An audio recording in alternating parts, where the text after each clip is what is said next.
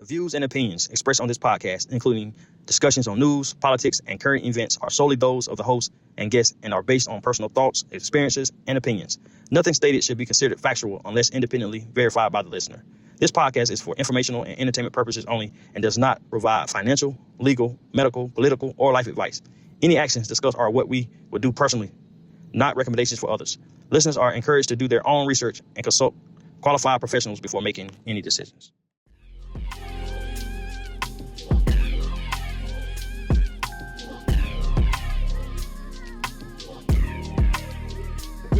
It's still there. Everybody, it's still there. I look at golf. We'll talk about. We can meet it, but golf to me is more of a skill than a sport. Because you can get the most unathletic person in the world and hit a golf ball. I've seen old 62-year-old, 70-year-old man half swing. Yep.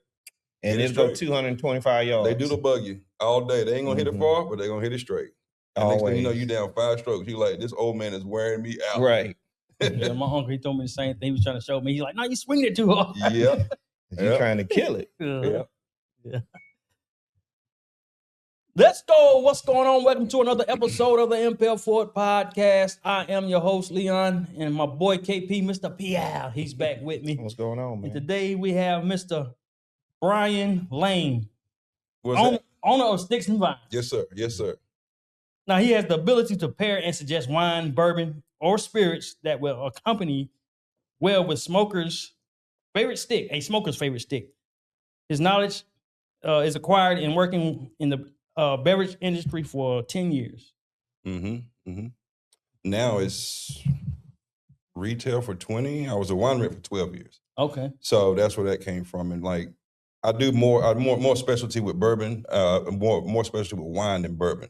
You know what I mean? Because bourbon, you can read that anywhere. Wine is a whole different complex when you're trying to pair it with your wines. You know what I mean? It kind of runs opposite with cigars and wine. Because with bourbon, you want the cigar to hold up to the bourbon. Wine is kind of the opposite.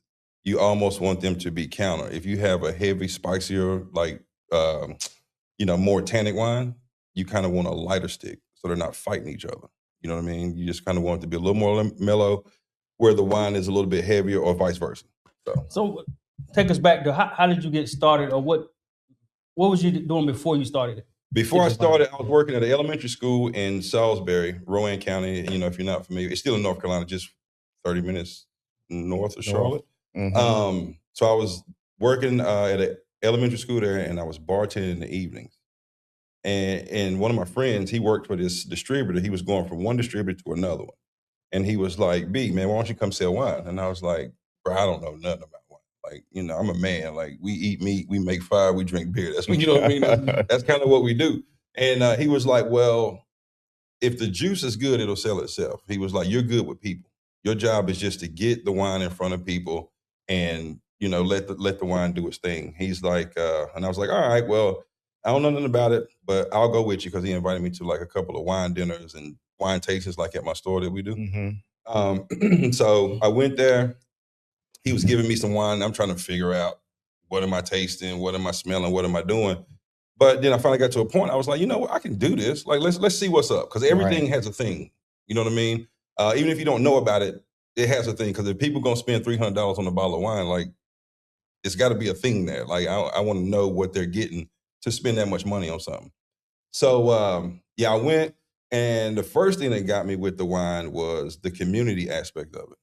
It's just like cigars. Like, people, have you been here? Have you tried this? Have you did that? Here, try a glass of this. You know what I mean? And I was just like, okay. So like, this is a thing that you can share. And then I started, as I drink wine, and I was around people that had been drinking wine, for a long time, and they knew their stuff. I was just picking up on the lingo. Like, where I would try like a red wine and it almost tastes like smoky to me, right? So instead of saying smoky, they say oaky. And I was like, okay, so I'm not off. I'm just saying the wrong word, quote unquote. Even though that's what my brain tells me. And like, that's another thing with wine. Like, there is no wrong answer. Like, whatever if your brain smells pineapple, it's smelling pineapple for a reason. Or if it's smelling pear, It's smelling that for a reason. You know what a pear smells like. So it ain't like it's just I'm crazy and I'm thinking of something, way out there. So you can't be on to that. So yeah, that's so anyway, I did that with him for a bit, and I was like, school was gonna start back, and I was like, you know what? Man, this might be all right. You know what I mean? People gonna drink, whether they're happy or sad. Right. So I was like, let's give it a try. I can always go back and work at the school. So yeah, that's how we got there. That's how we got here. And you just quit school and started selling wine. Yeah, I did, bro. And that was it was another thing because I was never meant, like, I'm a free bird. I was never meant to be in a room, locked in a room. Like I didn't know what I wanted to do. Like even going to school, I didn't know what I wanted to do. Like early childhood development is easy, right? Because there's schools everywhere. There's always kids, right? But I was like, I'm 18. I'm picking something at 18 that I'm gonna do for the rest of my life. I'm not gonna be the same person when I leave here. I'm gonna be a different person when I'm 30. I'm gonna be a different person when I'm 30. Like I'm picking something now that I'm supposed to do forever. I was like, I'm just doing this because it's why not? You know what I mean? I didn't know that it would lead to me being who I am now. Well, I ain't gonna say I didn't know. I knew that I kind of wanted to work for myself. I just didn't know how to get there because we're not taught that. In our community, we're not taught that how to raise money, as they call it, borrow money, but they call it raise money. That sound better, right? Or credit, or you know what I mean? Like credit, like there's good credit, there's bad credit. Right. Like I said, raising money, investors, we don't know all that. So I guess I knew what I wanted to do. I just didn't know how to get there. So how long did you work for somebody else? Did you work for the person that turned you on to it? No. So I started with a small distributor in Charlotte.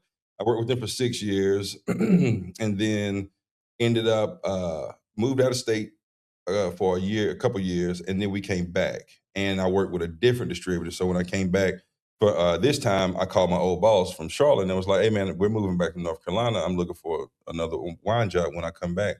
And he was like, don't call nobody else. I got you a job.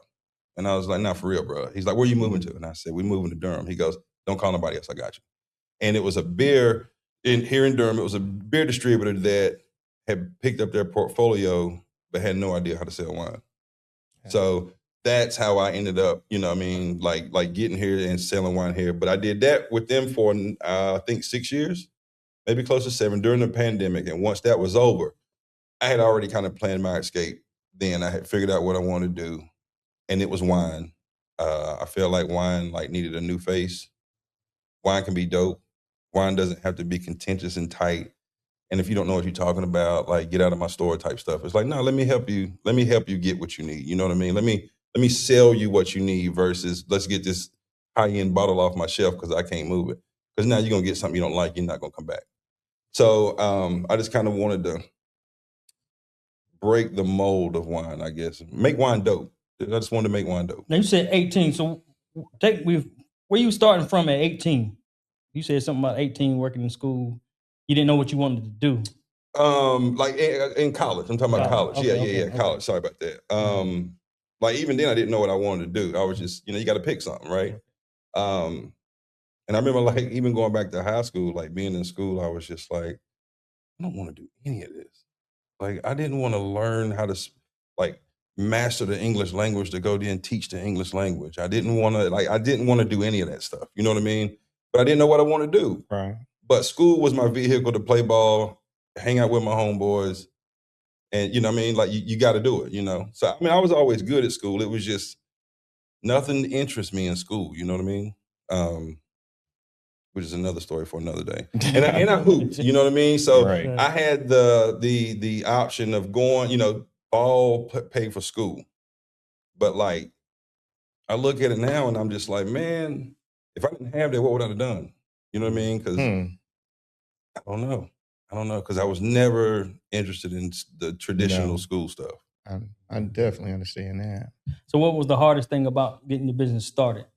Getting the business started? Other than the funding. The hardest? Honestly, bro, like, I did retail so long.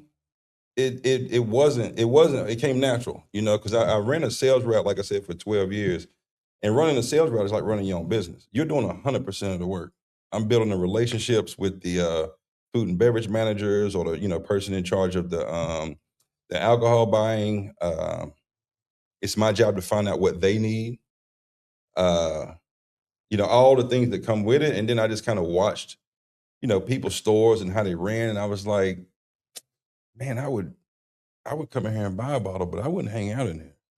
You know what I mean? It just didn't have no vibe. It didn't have no feel to it. And I probably had 300 accounts over my career, like wine selling career, and maybe 4 I would have like actually sit down and hung out in. You know what I mean? So yeah, I don't know what it wasn't hard. Like I did it so long. That's what I was supposed to do. When it clicked, and that's what I was supposed to do. It was easy. You making it sound too easy. You making it sound too easy. I don't want to make it sound easy, but I hope that makes sense. I got you. Yeah, it makes sense. It goes back to you saying that that if you felt like that's what you were supposed to do. But I think that asking the question of, do you think it was working in those sales jobs, watching those structures, when you said that made it seem like when you jumped in on your own, it made it that much easier? 100%. Because like I ain't gonna say every, but a lot of the places I went into, it was that typical dark wine place. They wanted that wine cellar look, you know what I mean? And I was just like, man, every single one of these I walk in is dark. I want to go to sleep. I don't, you know what I mean? Like, so, and it was crazy because I was at South Point Mall, and I'm an Android guy. I'm not an Apple guy. And I ain't got no beef with Apple, but I'm just Android. That's just me, I got right? both. Don't feel you got both. So I walked by the Apple store, and that joker is white, it's glass, everything is shiny, and I was like, I ain't even got nothing Apple, and I want to buy something out of here. And I was like, that's what I want my store to look like. Like, you know what I mean? So yeah, kind of watching that and just watching the trends and like how, again, it didn't really, none of my stores like really, they had their regulars and they had their people, but I feel like everybody was just kind of the same. You know what I mean? I wanted like a community. I wanted to bring together a diverse community of people to be in one place. So tell me more. What does that mean? How do you get the people in one place? How do you bring people together? First off, you don't treat people like a transaction. Treat them like a human. You have a conversation with them. Like I said, the main thing is you got to know what you're doing in this biz, because whenever you give somebody something that works for them, you got them. You know what I mean? Then if you give them something that, like I said, again, if you give them something that's too complex, if somebody said, man, I just started drinking wine like 3 months ago, I'm trying to find something good. If you give them something too complex, they're like, that's not what I want. So they're not going to come back there. You'd be like, well, what do you usually like? What's your profile? Do you like white? Do you like red? Do you like dry? Whatever. And you get them the right thing. Now you got a loyal customer. You know what I'm saying? So, yeah, that's what I say on that. I will say that, going back to what you're saying about how you service the customers, from the first time I met you, I moved here in 2022. So your store had to open in 2022. Yep. Yeah, I moved here June 19th. And so upon me coming into your shop, the way you made me, and I was with my old CEO at the time, and the way you treated both of us, it goes back to what you just said, which was the customer service. And then we started talking, and then it led to you kind of educating us a little bit on the wine. And you had my business from there. And so tell me about what it was like when you opened up that first one. The store? Oh, man, it was...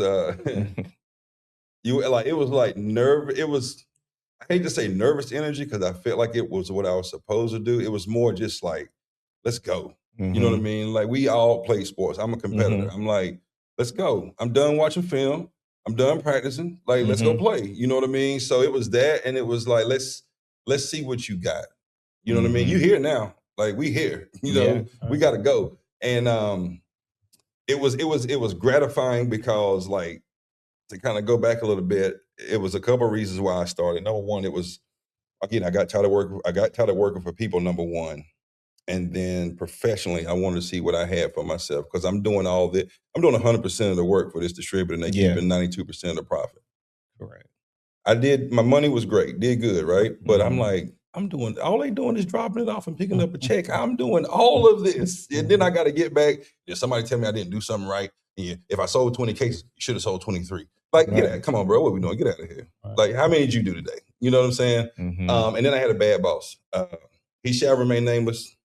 He was, You've talked about him. We've before. talked about this. Yeah. All skin folk and kin folk. That's you know what I'm right. talking about? But God put him in a reason. Put him in my life for a reason. He made my brain. He was so bad to me. He made my brain start thinking about I got to get out of this, because that was my chance. You know, being black in wine. You talking about the 1% of the 1%. They'll let us deliver in the back door. They'll let us build the displays on the floor, but they don't let us go sell it. Right. And I pay homage to my man that I first started with in Charlotte. He was a small distributor. And he was like, man, just go sell my wine. And he put me in the sales part of it. Restaurants, bottle shops, golf courses. You know what I mean? You don't see us selling wine in them places. You don't really see us selling wine in grocery stores. But if you do, that's the only job. That's the only one. They're not going to put them, that's just a business. It is what it is. It's the good old boy network on the other end of it. So yeah, no, when he did that, when I moved here and he did that, I was like, this was my chance to like do something. And he's in my way. And he's gonna be the only one that looks like me that's ever gonna be my boss. So that was those was kind of factors to get me to opening my own store. So again, it was gratification from that, because now I don't have to listen to that no more. I don't have to, and I can always go back and work if it didn't work. So I was never nervous. You know what I mean? It was just, I know what I'm doing. I got it. So impel means for you and the artist to take action. And that's what you did. You wasn't afraid to step out. You took action. Nice. And there you are now. We played that. You tied that right on there. Yeah. I like that. I see you, boy. A nice little plug. Yeah, there you go. So I know behind camera we was talking about wine, and you said, like you were just saying before, if you smell something, that's what it is. It might not necessarily be that, but that's what it is. And you said half of people don't know what they're drinking anyway. Yeah. Trying to figure it out. Can you tell me more about that? Like, what's the science behind it? The wine. So a little bit of science behind the wine. Like, so whenever you're drinking a wine, like a Cabernet, that's always easy. Or you know what? Let's not say Cabernet. Let's say like a Sauvignon Blanc. I feel like they got more. To me, white wine has more intricacies than red. Like red, you kind of get stuck there. So they're made. Sauvignon Blancs grow. They always put out this distinctive grapefruit or like lemongrass. All of us smell, or like fresh cut grass. They give off these kind of distinctive notes of that when you smell it. You know what I mean? And when people smell it, when they smell a grapefruit, they may think that it's bad wine, or they may think it shouldn't smell like that because this ain't grapefruit juice. Why does it smell like grapefruit? But that's just what that grape put off. That's a characteristic of that grape. Like you got some other, like some red wines with some Cab Francs. They put off almost like a green pepper. Like if you was to cut a fresh green pepper and smell it, it puts that off. Really? Yeah. Sometimes like Chardonnays, they put off a bunch of like tropical like notes, like fruit. You can smell like white peach, pear, pineapple. You can get all this stuff out of that. So to me, that like like I said, when I tell people, when you first try wine, something that'll, can help the viewers. When you first try wine, don't worry about whether you like it or not. See if you can if you can smell or taste the notes, the wine tasting notes that comes with that wine, because it is different than anything else you ever drink. It's not a lot of sugar added. It's real natural. And anything that's real natural with not a lot of additives, it's going to taste a little bit different. You know what I mean? Just like, and it's not beer. Like, slow down, take your time. Like, because usually you're having wine with food, all that good, something like that. But just take your time and see if you can smell and taste what you're getting from the grape. Because every grape has its own characteristics, and no matter where you grow it, they all kind of keep that same thing. You know what I mean? Like even like California cabs, they always got that dark fruit. You know what I mean? Sometimes they'll have a little like a hint of like new leather belt or tobacco. You know what I mean? You can get that from, and that's a real thing. You know what I mean? And you say that to people that's not wine people, and they're kind of like, I don't want anything that smells like leather. And I'm like, all right, like, Right. You talking about me? like, you know what I mean? Like, that's just. But then when you taste it, it tastes nothing like it smells. It then it give you something else. You know what I mean? Where it'll give you like, you can get the tannins. I call it the tea sweater. What's going on? I hope that you are enjoying this episode, but I wanted to take the time out to ask you to please subscribe to the podcast. I've noticed that a lot of people are watching but are not subscribed. Make sure you subscribe, like, share, and don't forget to hit the notification bell. That way you won't miss an episode when it's aired or about to air. And also make sure you go to impelforwardmerch.com. That's impelforwardmerch.com. Grab you something. Now back to the episode. Like when you drink a heavy red and you get that grit on your teeth, That's the tanning. that's the tannins that come from the barrel. You know what I mean? It gives that almost like grittiness on your teeth, you know. But when you're drinking something like that, that's where the food come in. The food come in and cuts a lot of that tanning out, mixes well with the wine, and you know. So all grapes, it's about how they're processed. Like Yes. there's a difference between when you said people that drink wine that don't know what they're drinking. Let's talk about, and we're not talking about them, Moscato drinkers. No, No, I know, but love them too. We love y'all too. I Y'all know we keep love going. them, Yeah, but I got those too. how do we cross those over in conversation? From I understand you like your Taylor Port, I understand you like your Moscato, but how do you cross them over, Brian? If you had the opportunity to talk to them, to tell them, hey, this is a wine in my store I want you to try. Good question. And I have had them come in before and do that. I always start them with a lighter, fruitier style wine, whether it's a red or a white, because they're transitioning. Yeah. You know what I mean? You're trying to transition, and I do have some people that come in that are Moscato drinkers, and the first thing I'll give them is an off-dry Moscato. So I'm giving you everything in that Moscato that you like. It just it doesn't have the sweetness of dry Riesling. You know what I mean? You're getting everything that you get, all the tropical and passion fruit that you get in that same sweet Moscato. Now you're getting or either give them a semi-sweet or an off-dry. Like that, you kind of transition them down. You got to get rid of the sweetness. That's what you're trying to get rid of, because their brain is geared to taste that sweet. I as well. Yeah, you know, I mean, you know what I mean? Because how much stuff do we eat and drink on a daily that has sugar in it? No, right? I know. So you got to get that. I am people. He had to do this to me. I did.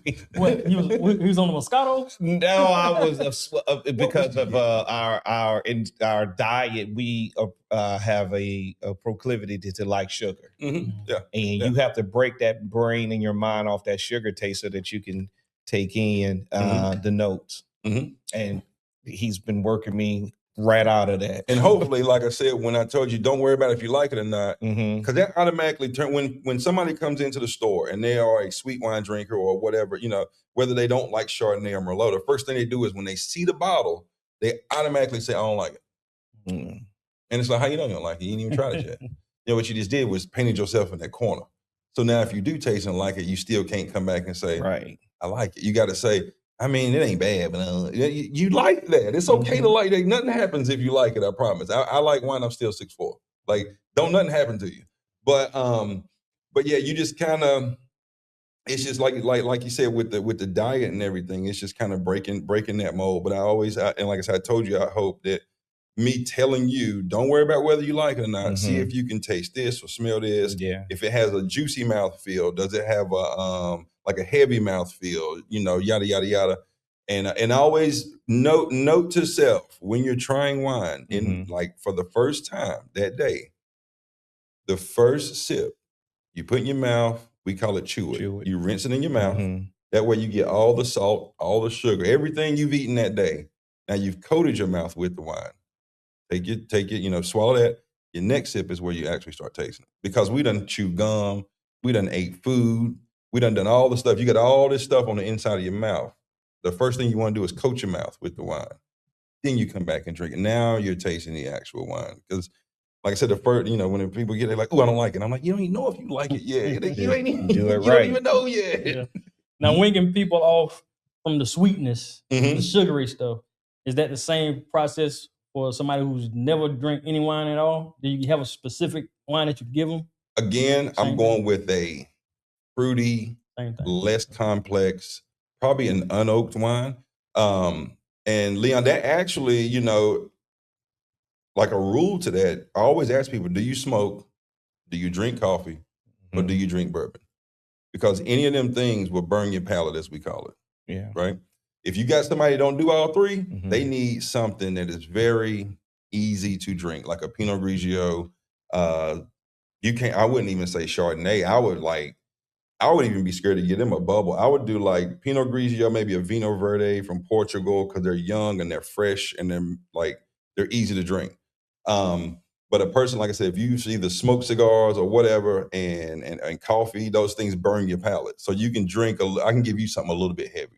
You know what I mean? That's another question that you learn to ask people along the way. So yeah, I would just give them something not overly complex, something that you can understand. That's the way I would go with that. I asked KP the other day. I guess it don't have anything to do with wine because he didn't know what it was.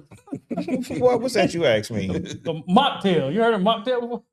Shirley Temple. I don't know what it is. I don't know. Boy, I'm glad you. Is that what that is? Is that what it is? Yeah, I mean, Okay. Yeah, Shirley Temple is. That's why I didn't know. So, That's why I didn't know. I don't know. What you been drinking then, huh? That's why I had to drink last week. Boy, don't tell nobody that. Hey, I ain't no drinker. Don't tell nobody you're drinking. I don't drink wine, so Is the Shirley Temple? and those are sweet, right? Those are mocktails. Yeah, like pina coladas. Yeah. I mean, I'm not going to disrespect the mocktail game. I know it's deeper than that because it's a thing, right? But I mean, tell us what it is. I don't know. But I do know that they are mocktails. But again, like I said, mocktails are a thing because you got mocktail bars where they actually put the time in and learn how to mix these non-alcoholic juices and things together. Again, that is, I don't know nothing about that. Okay. I don't know nothing about that. See, You knew it was a Shirley Temple. He knew it was something we wouldn't drink. Yeah, why is it called Shirley Temple? I don't know. They just no, I don't. Like the strawberry, the strawberry, yeah, and then you got the pina colada. Like, okay, yeah, that's just what they named it. Yeah, man, that's good stuff, Brian. I'm glad that you're walking us through the different grapes and the different wines, even how to enjoy them. Because I tell you, ever since I've been coming to you, drinking wine has turned into an experience. And the way you just explain it, and for the audience to see that as you walk them through of how to set their palate up to receive the wine so that you can get a full experience. Talk more about the swirling. Why would someone do that, and why? And what does it mean when we're aerating the bottle? Okay, you mean like using an actual aerator, or just letting it open up? Tell me what is the importance of letting the wine open up? Good question. The reason why you aerate or swirl it in the glass is because you're trying to get air on the wine, right? Okay. Because when they make the wine, air is wine's enemy. Okay. So once you take the cork out, that's why you got, like, with a red wine, you got 4 days maybe before it turns to vinegar, right? And now you're trying to cook with it because you can't drink it no more. So yeah, air is the enemy of wine. Okay. At the end. In the beginning, it's good because now it starts making it like blend together. Okay. Because now you got, when you're making wine, like the winemaking process, and I don't make wine itself, but I've talked to some people that, the winemakers that do, you are talking about the oak from the barrel. You're talking about the acid from the skins, the must, as they call it, the skins and the seeds, and everything with the grape, because the grape produces acid just like it produces sugar and produces alcohol. So whenever you open a bottle, you're letting all that blend together because wine is a living thing in that bottle. You've now put all this stuff in there, bang, but it hasn't all compounded and come together yet, right? So once you take that bottle, that cork out, now air gets in, everything starts moving in that bottle. Okay. And I almost liken it to if we was to lock ourselves in this room and set it on fire. it would burn, right? Right. But the minute you open a door or window, what happens? That fire runs to air. Right. So wine do the same thing in that bottle. It's tight in that bottle. Uh-huh. They've gotten all the air out. Right. And now it's sitting there tight in that bottle and they ain't doing nothing but shaking around as it's getting moved around. But as soon as you take that cork out, now air gets in, everything starts moving. Okay. You know what I mean? So that's why you aerate. And one thing I like to do with when I'm cooking, I'm a big cook. It just comes with wine. Like when you start cooking and you open a bottle, bro, it's just it's a whole thing. But wait, before you say that, so cooking, so when the wine goes bad after 4 days, yeah, you can cook with it after that? Yeah, you can cook with I've it. been throwing, okay, so how long can it stay? How long? Once it turns, you probably should use it then. Like I wouldn't be messing with it. You know what I mean? It ain't like I'm gonna keep this 2 more weeks. No. I just want to make sure. Yeah, you can make some kind of red sauce or something. You know what I mean? Something that you're cooking. But yeah, as far as wine, again, you take your time with wine, right? So you opening something, you know, while you're cooking. I like to open the bottle, and I like to pour about 2 ounces, 3 ounces. You smell it, it's gonna smell tight. It's gonna smell like it's gonna smell a little off. Something's gonna be out of balance. Okay. Right? So you try it, you're cooking, you're moving, you're shaking. Next thing you know, the bottle's been open, 10, 15 minutes. Pour you a little bit more. And then you start noticing how it's changing. It softens up. The fruit and the acid starts to balance out. Okay. You know what I mean? Because the tanning starting to balance. Everything's starting to work. And then by the time you're done cooking, or by the time you're getting 20, 30 minutes in, you're drinking a whole different wine now, because everything has now like it's done its thing. It's you know what I mean? So yes, that's why I say you take your time with it, whatever. That's why you aerate. Air helps open the wine up, as you've probably heard that before. But always open it and just smell it. And then see, like, dang, that, because sometimes it'll be funky, as we'll call it barnyard, where it almost smells like hay, like a barn. You smell everybody done been to the country and smelled that hay barn. Yes. Sometimes it'll smell like that, and 10 minutes later it'll smell like violet or lavender, and then you're like, dang, they don't even smell the same no more. And then you just keep doing that thing over and over until it's completely open. And for the audience, bourbon works that way too. Bourbon actually, we nose it a lot. To get it, and once the air hit, let it sit a little bit, it changes. Some bourbons, not all, because it depends on the formulation of them. But to your point, if you let the air get in it, and let your bourbon, like if you pour your bourbon, let it sit, then it does change the complexity of the taste. Funny. Yeah, it's funny you say that, because I used to always hear junk from the beer guys and the bourbon guys about wine when I first started. They say a lot of the same things we say now. Because it's the same experience. Yeah. And you have an appreciation for it. Yeah. Because you gotta appreciate why you just spent $300 or $700 on this bottle of bourbon. So yes, you gotta justify it in your head. Now with this, you can, maybe it's something you can. Let me ask you a question. With the bourbon, I'm not big into bourbon like that. I'm a tequila guy, but I'm trying to, like with wine. Every vintage can change. Like now, let me take that back. The wines that I look for, I'm looking for small production. I got some wines in my store that they make less than 1,000 cases. Really? Okay. Yeah. So you're talking good quality wine, right? They're not adding all the junk to it, the mega purple and all this stuff to it to make a big amount of this wine. So every year, but wine is based on weather. Correct. You can get too much sun, you can get not enough sun, you can get too much rain, not enough rain, all the stuff. So it's the winemaker's skill to keep it as consistent as possible without messing with their wine. Okay. Bourbon's made the same way every time. Yeah.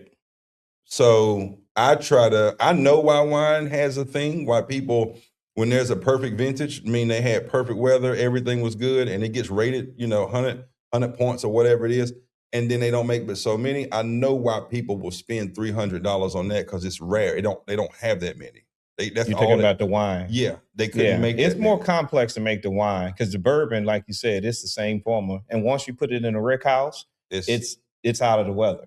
Yeah, and that was because I had one, and the thing with wine, a lot of things that drives the wine. One thing that drives the wine cost up is the limited supply, and it ain't a limited supply because they only decided to make so many bottles. It's the yield only produced that many bottles. Yeah.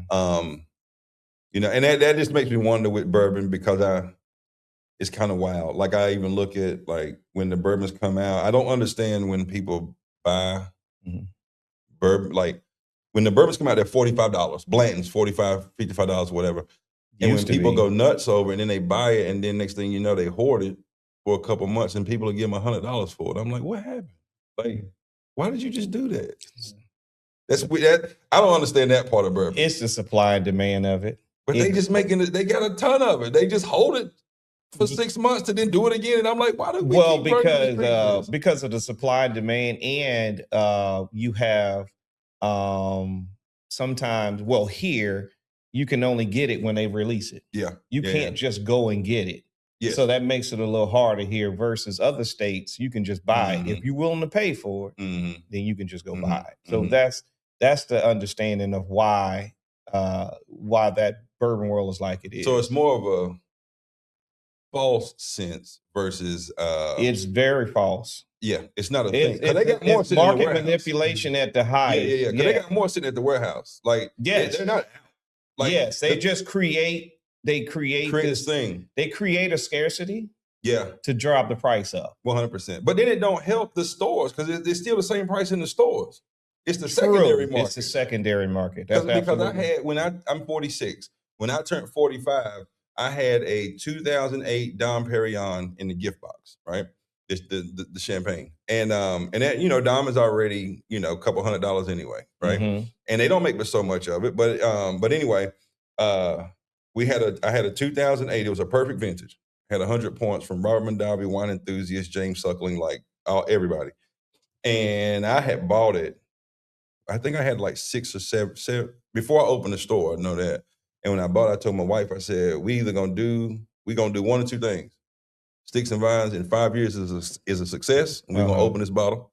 But we broke, and we're gonna have to pay some bills with this bottle. I don't know one of these things gonna happen, all right? Well, okay, you're coming up on 5 years now, Brian. So here's the thing. I am, you're right. Like I said, the end of next month will be 4. But anyway, I drank a little bit of tequila. I was feeling good. I was like, we gonna open that bottle. Bump it. We opened the bottle. The store doing all right. You know what I mean? We gonna open this up. So she was like, well, how much you think it's worth now? I was like, I don't know. Google it and find out. Now I bought it from one of my stores. And I was like, I'm not giving you full price because I know the wholesale price. Right. And he was like, man, just give me, whatever. And because I don't want to tell their business. Right. So I gave him what we agreed on.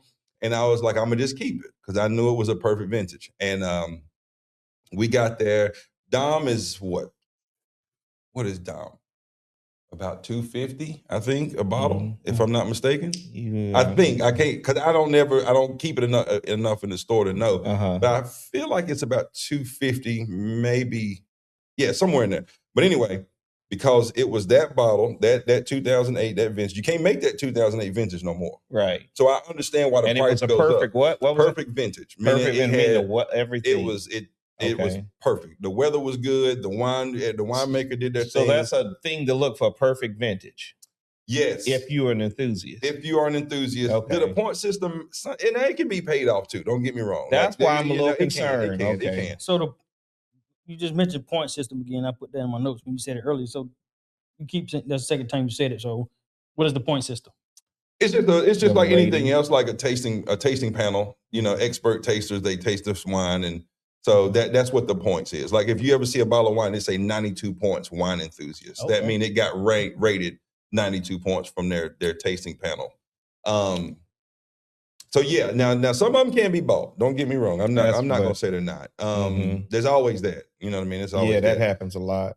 But it was a perfect. I kept it. We kept it. Whatever. And then anyway, that night went to open it. She went and she Googled it, and her eyes got big, and I was like, "What's up? What's the word?" I'm drinking tequila, so I don't care. You know what I mean? You feeling good? I don't care what it costs. We drinking it.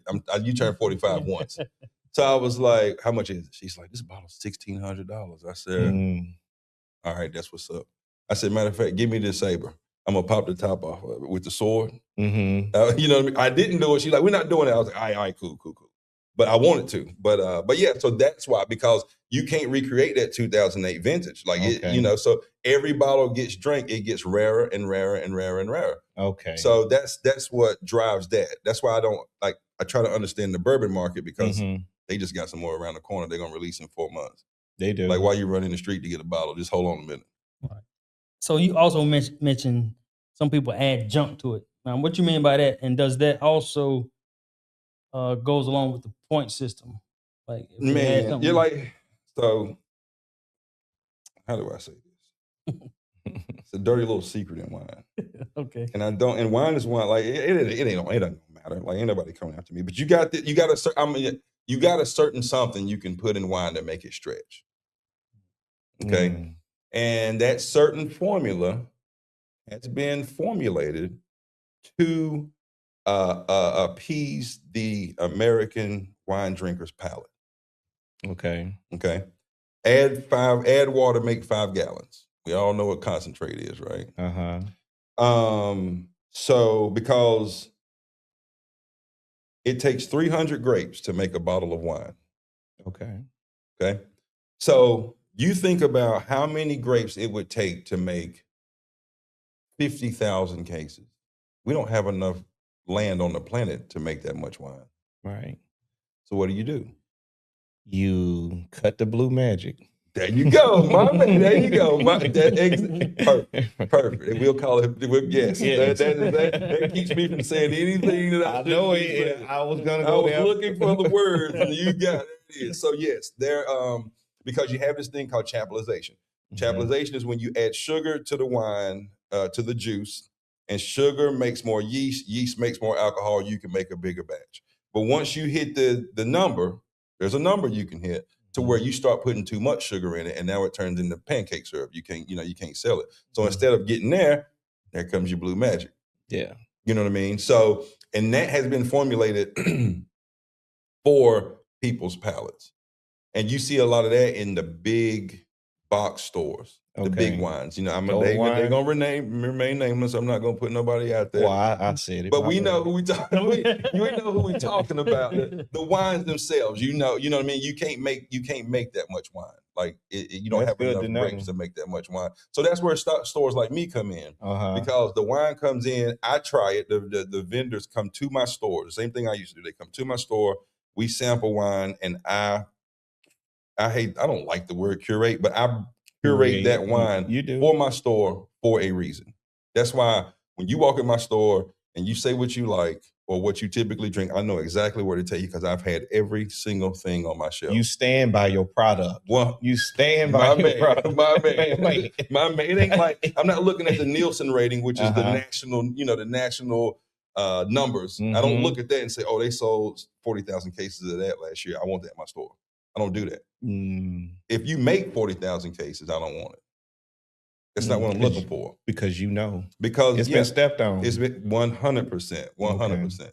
So y'all hearing Sticks and Vines is the place to go. Where you want. Yeah. Absolutely. Yeah. Come on, great experience. Come on, see your boy. We do free wine tastings every Friday at 5:30. We do wine by the glass every day, or by the bottle. If you don't finish it, one good thing about COVID, you can recork your bottle and take it back out now. So yeah, come see us, come check us out, and we're gonna make it dope for you. Like, we're gonna have a good time. I agree with that. You do provide experience. Tell us about going from that first store to that second store, and what did you do? I can tell you one thing I did notice: that brightness that you're talking about, that second store you have, is even brighter. It's even brighter. Yeah. So you have 2 stores, or you left a store and opened up another? I moved to a bigger space. Yeah. Okay. Yeah. In the same plaza. It was the one I started. And actually, I bought out one of my wine accounts. So that's why that first store wasn't as bright as the second store, because I bought him out. I put my own spin on the decor, but he had already painted and done the wallpaper and stuff in there. So I was like, I'm not taking all that down. We'll leave that. You know what I mean? And the second store, I got a clean slate, and I was able to make it as bright as I want. But then we got the back room. The back is dark. It does change. Yeah. Yes. And that's for a reason, because some people, once you get your wine or whatever, you want to just chill. It's dope back there when the sun go down. Yeah. Ain't nothing but the market lights and the TV. It's real dope. So yeah. So what was? I don't know. I can't Oh, remember. you said about no moving. fences by the gun you said line, about boss. moving from the first to the second one. No, he said that's right. He said you had 2. I needed more room. I needed more space. Okay. I outgrew the first. It was a little over 1,200 square feet, and I outgrew that space in 6 months. And then my store now is a little over 1,900 square feet. Okay. Because Friday nights we can get 40, 45 people. I don't even know how many people be in there on a Friday night during the wine tasting. And usually everybody come in, they taste the wine, they're gonna buy a bottle or they're gonna buy a glass, and then they just gonna sit and chill because you can bring in some snacks. You know, we allow food in. I don't carry food because that's a whole different license, and you know the health code people's up your butt about your pH levels in your water, and I'm not want to do all that. So I just allow people to bring in food. And I will tell the audience, if you go there on a certain day, this certain lady does some cooking. She loves to cook. Yeah, it's true. Free eating, and she would love to feed you. Yes. She's offended if you don't eat. She's offended if you don't eat, and there's always something different. So depending on the day, I forget that day, but if you show up on that day, it's in the middle of the week. It's Tuesday. This Tuesday. Yep. About 5:30ish. With Sandra. Yep. She throwing down in there. She gets down. Auntie, she gets down. If you don't eat, she gonna get mad at you, I promise. But that's the kind of people that I want in my store. That's who's all in there. That's who's in there. Because my business slogan is bringing others together. That is not only the wine and cigars, because first thing you think of cigars, you think of bourbon. You think of scotch, you think of whiskey. He said his business slogan is bringing people together. Bringing others together. So I just wanted to say, because you said it kind of fast, I had to catch on what you're saying. I want the audience to Gotcha. Okay. Yeah. I thought sometimes I get going. It run together sometimes. First, I thought you said when business is slow. I'm sorry. No. Right. Gotcha. Business is slow. Right. Got you. Yeah, that's a slogan. Now, you talked earlier about we didn't, as Black people, we didn't learn too much about loaning, or getting money and funding. How was you able to fund your store and open up your first store? What did you save up money before then, your previous jobs, or? I saved up money for me, so I wouldn't have to take a salary. But old guy down in Pinehurst, when I told him what I was getting ready to start doing, and he gave me some game. Retired older guy, and he was like, "Man, I wish you all the luck," and all that. He said, "But I'm gonna tell you one thing. I've opened businesses and I've sold businesses my whole adult life." He said, "Always use somebody else's money to make your money." He said, "Don't ever use your money to make your money." He said, "You got some money saved for this?" He's like, "Because it's going to be 4 or 5 years before you make any money." I said, "Yeah, I got some salary money put away." And he's like, "All right." And he said, "But he said, I don't care if you got $2 million and you need to buy something that's $10,000. He said, take out a loan. It's going to pay for itself." And the first time I had to do that was a cooler. I outgrew my small cooler that's in there. Had to go to a big one. I ordered it. And they was like, "You want to pay cash? You want to finance?" And I was like, "Finance it." I paid $27 a month for 10 months for a cooler. Right. That made me $2,700 in the first week and a half I had it. Right. So I was like, yeah. So that's that's how you learn. And I got a silent partner. He's a brother too, so I ain't got to worry about no DEI and all that crap. You know what I mean? We blickety black. You know what I'm saying? So that's That was good game. So. Yeah. Now it's called Sticks and Vines. Only way I learned sticks was from KP and a couple other guys I know that smoke cigars. Yep. Now, are you familiar with cigars, the different types, as you are with the wines? Yes. So I got into cigars after. It was one of my cigar accounts in Pinehurst, and I kept finding myself at the end of the day, my work day, in there doing emails, like wrapping up the end, my end of my work day. And I kept noticing myself in there because just like wine, cigars have a very communal aspect to it. Like people trade cigars all the time. Hey man, I got this one here. Hey man, I got this one here. And then that's when I started kind of noticing. I was like, all right. So then my man down there, he gave me a couple of sticks and I tried them. Kind of the same thing. By then I knew how to, even if I didn't know what I was doing, I still knew to look for notes and stuff. Because, coming from wine, you're looking for wine, we're looking for imbalances. We're looking for an imbalance in something. So you learn to figure out when you're trying something that's foreign to you, you learn how to try it because you have been doing. You always do it with wine. You know what I mean? So yeah, do I know it as much? No, I ain't even gonna shoot you no brick. I'm learning about it more and more and more. But one good thing about cigars, unlike wine, it's a product. So people that smoke Romeo and Juliet, I ain't got to talk to them about that. They know what they get. It's a product. My wines on my shelf, they've never seen because they're not in stores. So now I got to explain that. But cigars, it's like, oh, you like an aging room Quattro? Yeah, I got them right here. You like a fat bottom Betty? A fat bottom Betty is a fat bottom Betty, no matter where you get it from. Right. You know what I mean? And we'll talk about that in a little bit too. Yeah. The man said he got them premiums because his wine is not in stores. I mean, no, that's what we do. You know what I mean? It's between that and also we can't sell the same thing in the store sell because their margins is that big. They want you to buy toilet paper and green beans and all this. Like you are in my store to buy wine or cigars. So that's another reason why we have to go and get other stuff because we can't keep the lights on for what Total Wine is making per bottle. Like we can't keep the lights on.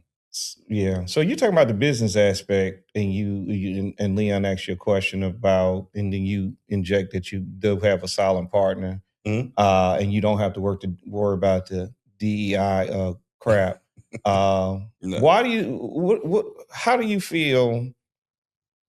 Why Black businesses are not supported by Black community? What is your take on that? I got a take. I don't know. I can't understand it. I really can't. Okay. I've been in it, like I said, I've been in this for a long time, and I watch how other people support their people's stuff. Why do we struggle so much supporting our own stuff?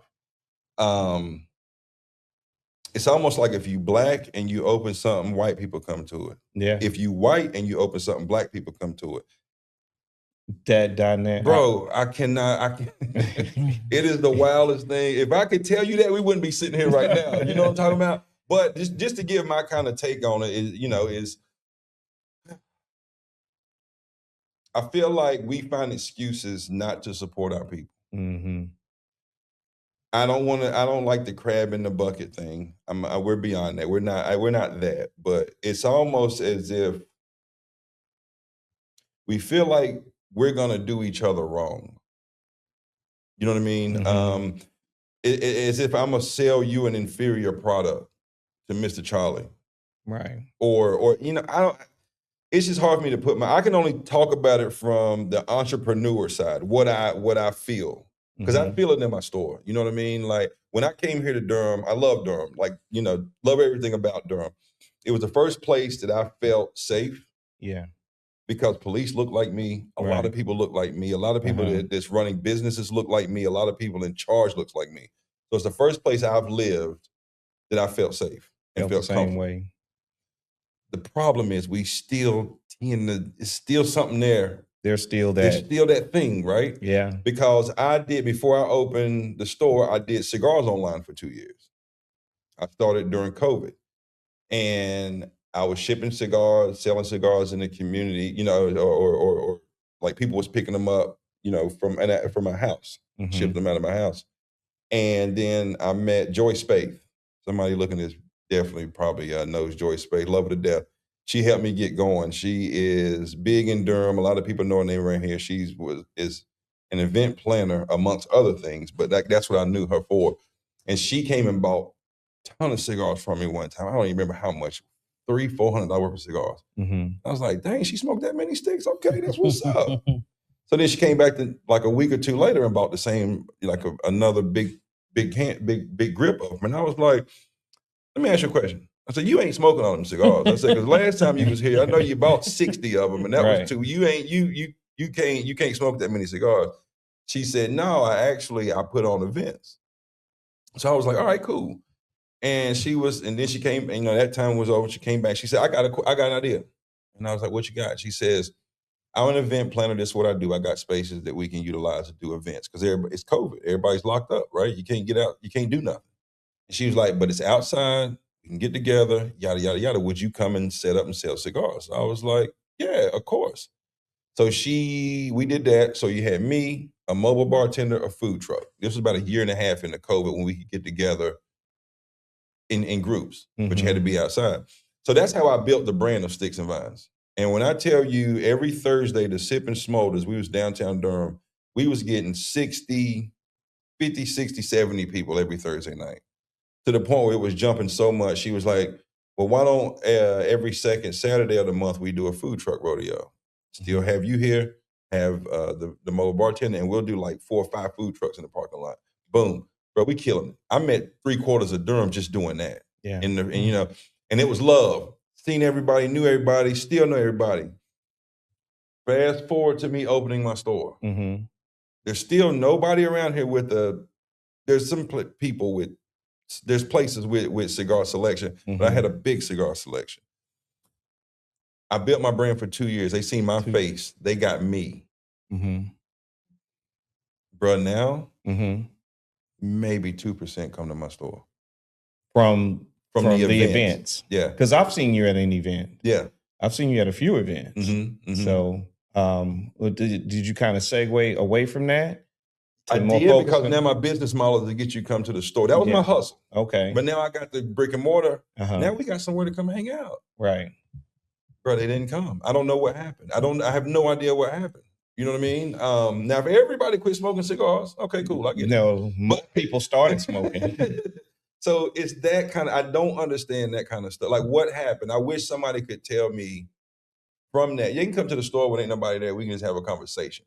So why don't you come back? When you was going to the events, what all were you taking? Cigars. Just cigars. Cigar, yeah. And then like some accessories, some cutters, some torches, but mostly cigars. Now, do you think you could say, like, somebody, even if, I don't know, she's an event planner, she does events, send somebody else out to that event, not yourself, but somebody else out to attract people to your store also? We done that for a bit. We done that for a bit. Somebody else out. Yeah, we did. I got a guy. And he would do that. But then I finally got to the point I was like, bro, because we're not seeing any ROI on it. Okay. Like, because we're there, we got a store. Like, we're not packing up cigars driving around in the county. Right. Like, we done that. I did that. When nobody else was doing that for anybody else in Durham, I did that. Sticks and Vines did that. And you got me. I was working. I would get done at work, load up my van at the time, go set up, sell cigars. And it does, when you put something into it like that, it does bother you to not see them people come back to your store. And then Mr. Charlie opened up something 2.5 years after you've opened. Yeah. And you see him over there. Like, what we sell a product.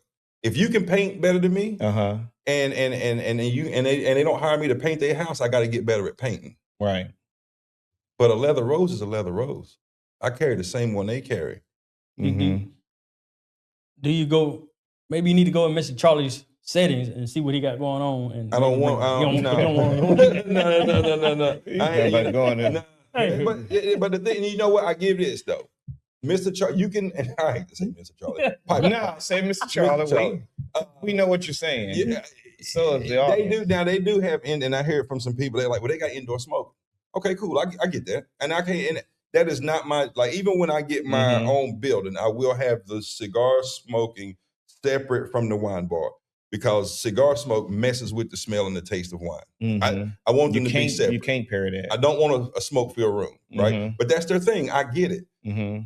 But every time you smoke cigars, you ain't inside. No. So when you at the day party, you at the cookout, you on the back porch, why can't you come buy them from me? Right. Well, I can tell you, I don't know. Are you looking to scale that part of your business, or are you looking to see if it's going to take off where it is right now? Let's talk. No. The cigar portion of it, because that's bothering you. So because that hurts, because you built it for that, because you could do without it. Yeah. In your wine business, are you looking to scale on that?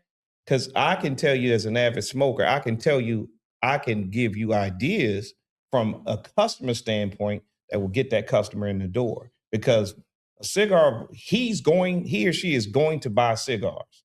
Yes. They're gonna buy it. Yes.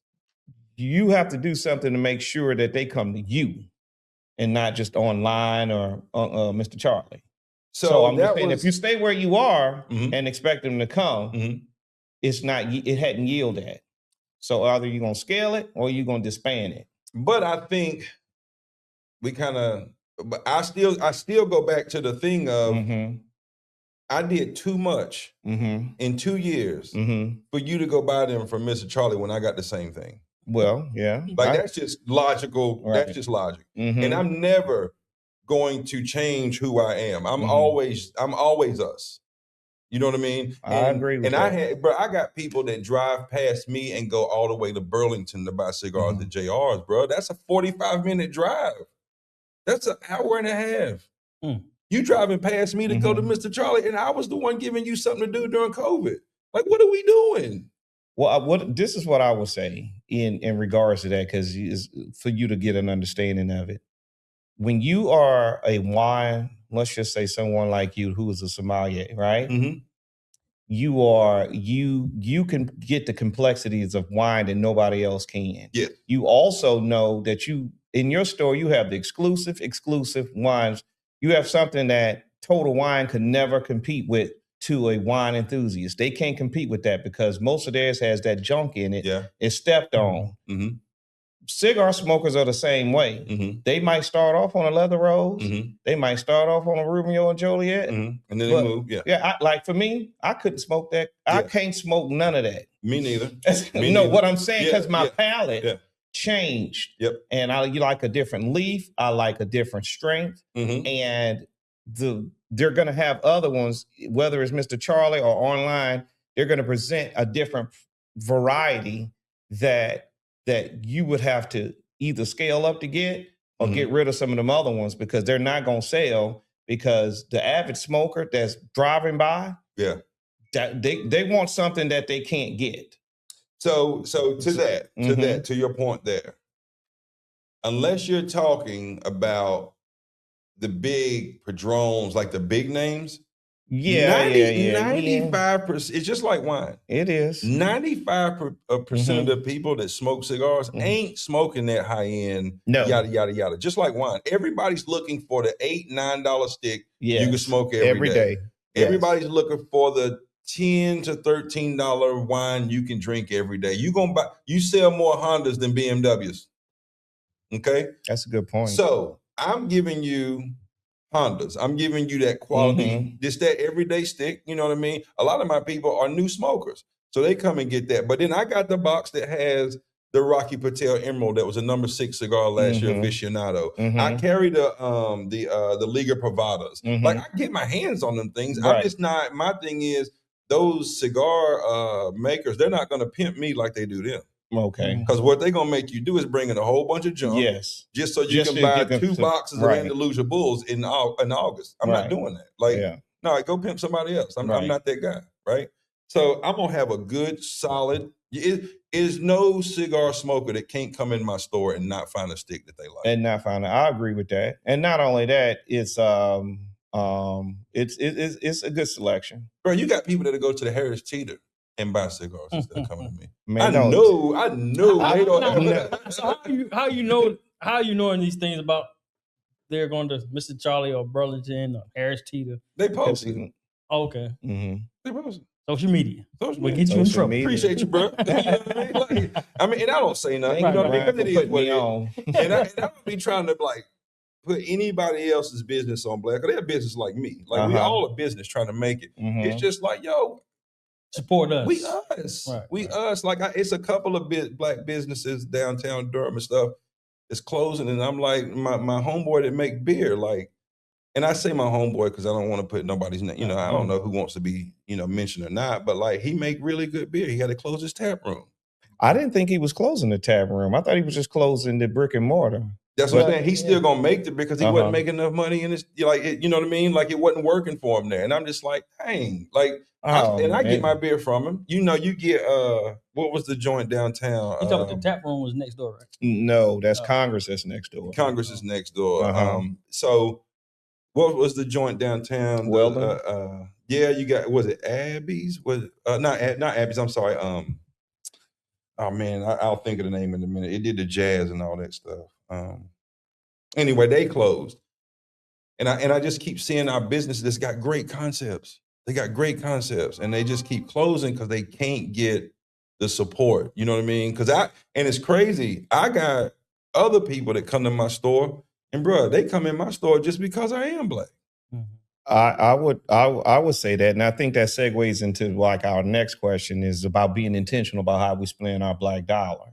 Yeah. Wouldn't you say that as we get older, we're more conscious of it? Because I will say for me, I'm very conscientious of how I spend it. Mm-hmm. From even my watch to my shoes, to my clothes, to my back, everything I'm conscious on spending on the black dollar. Even come to you. Mm-hmm. I don't buy no wine nowhere on planet Earth. Mm-hmm. I'll come to you. I mean, you know, if I'm not that big of a wine drinker. Yep. But I intentionally. That's why we're here now, because you was in last Friday and bought something and we hollered about that. I'm like, I seen you. You know that's my favorite one. It's a Cayman's, by the way. It's K-City. It's the cellar door Cayman's. It ain't the yellow label. Yellow label. Why you gonna let me stun a little bit, man? No. He's getting the smaller production Cayman's. He's not getting the big. Yeah. That's good though. That's good. So I see this concern about support of our own people, blacks. And you say you're in your 4th year. Mm-hmm. You know, people say give you that 5th year and see where your business is at. Mm-hmm. So do you have concern now going towards that 5th year and past about the support or how your business is going? The business is great. Like okay. this store has actually afforded me the ability to start another business. Okay. I have a logistics business, Changing Lanes Logistics. I don't want nobody to think, where the camera at? Which one? This one right here? You got both this of them. Right here? My store is good. Like, you know what I mean? Like my store is good. I'm just trying to help people understand what black entrepreneurs deal with. So, you know, I say that to say like KP was saying about being more intentional about how we spend our money. If you're spending $1,000 a week with Mr. Charlie, I'm not saying that you have to spend the whole $1,000 with anybody else. It's about being intentional about the other stuff. Because I got little girls. If my girls want a bike, I gotta go to Mr. Charlie to get the bike. We don't have a black bike place around here that I know of where I can buy a bike, or I would. We don't own everything. We don't own Lowe's. We don't own Home Depot. If you need lumber, you got to go there and buy your lumber, right? But my thing is, why you got to spend all your $1,000 a week there? Why can't you say, I'm gonna spend $800 there and I'm gonna spend $200 here, right? And the next thing you know, well, I found some more stuff over here I didn't even know that we had. I'm gonna spend $400 here and I'm gonna spend $600 here. Now you're starting to shift. And again, we don't own everything, but there's enough black businesses in Durham that you can have it 4 on your weekly run. Yep. There's enough of us for that. So, because you have to go to them. So the whole thing with Target, whatever, I didn't need Target to do what they did to let me know what they feel about me in the first place. Like, did we just wake up and figure that out? Like, come on, bro. Exactly. Like, we already knew that. But I go to Target because they sell a specific golf ball I like. And I'm pretty good at golf. I don't have to go there but 3 times a year. They getting about $120 a year from me. So when everybody's Target's the only one that sell that golf ball? They are, yes, as far as I know, yes. Like Golf Galaxy and all that, they don't have it. Okay. So, but if I go there and buy it from them, you think they think the same thing about me? Yeah, they say the same thing about me too. Now, see, you making my case. You know what I mean? You're making the exact case I made.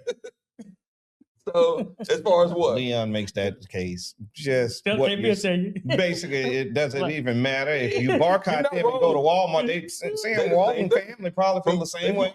They Marcus up. Come on, bro. Right. So they probably feel the same way. So 100%. it's like cutting your nose to spite your face. But I think it makes us feel good that you have the power to influence. You have the power to move the needle. Yes. Now, because Mr. Charlie they moved the needle this time, but they'll be back. They'll be back. You know, and that's Leon thing. It's like it defeats the purpose. Because if you look, You're not wrong. If you looked at the news lately, Target's about to open 300 more stores, and especially and Northgate's about to be one of them.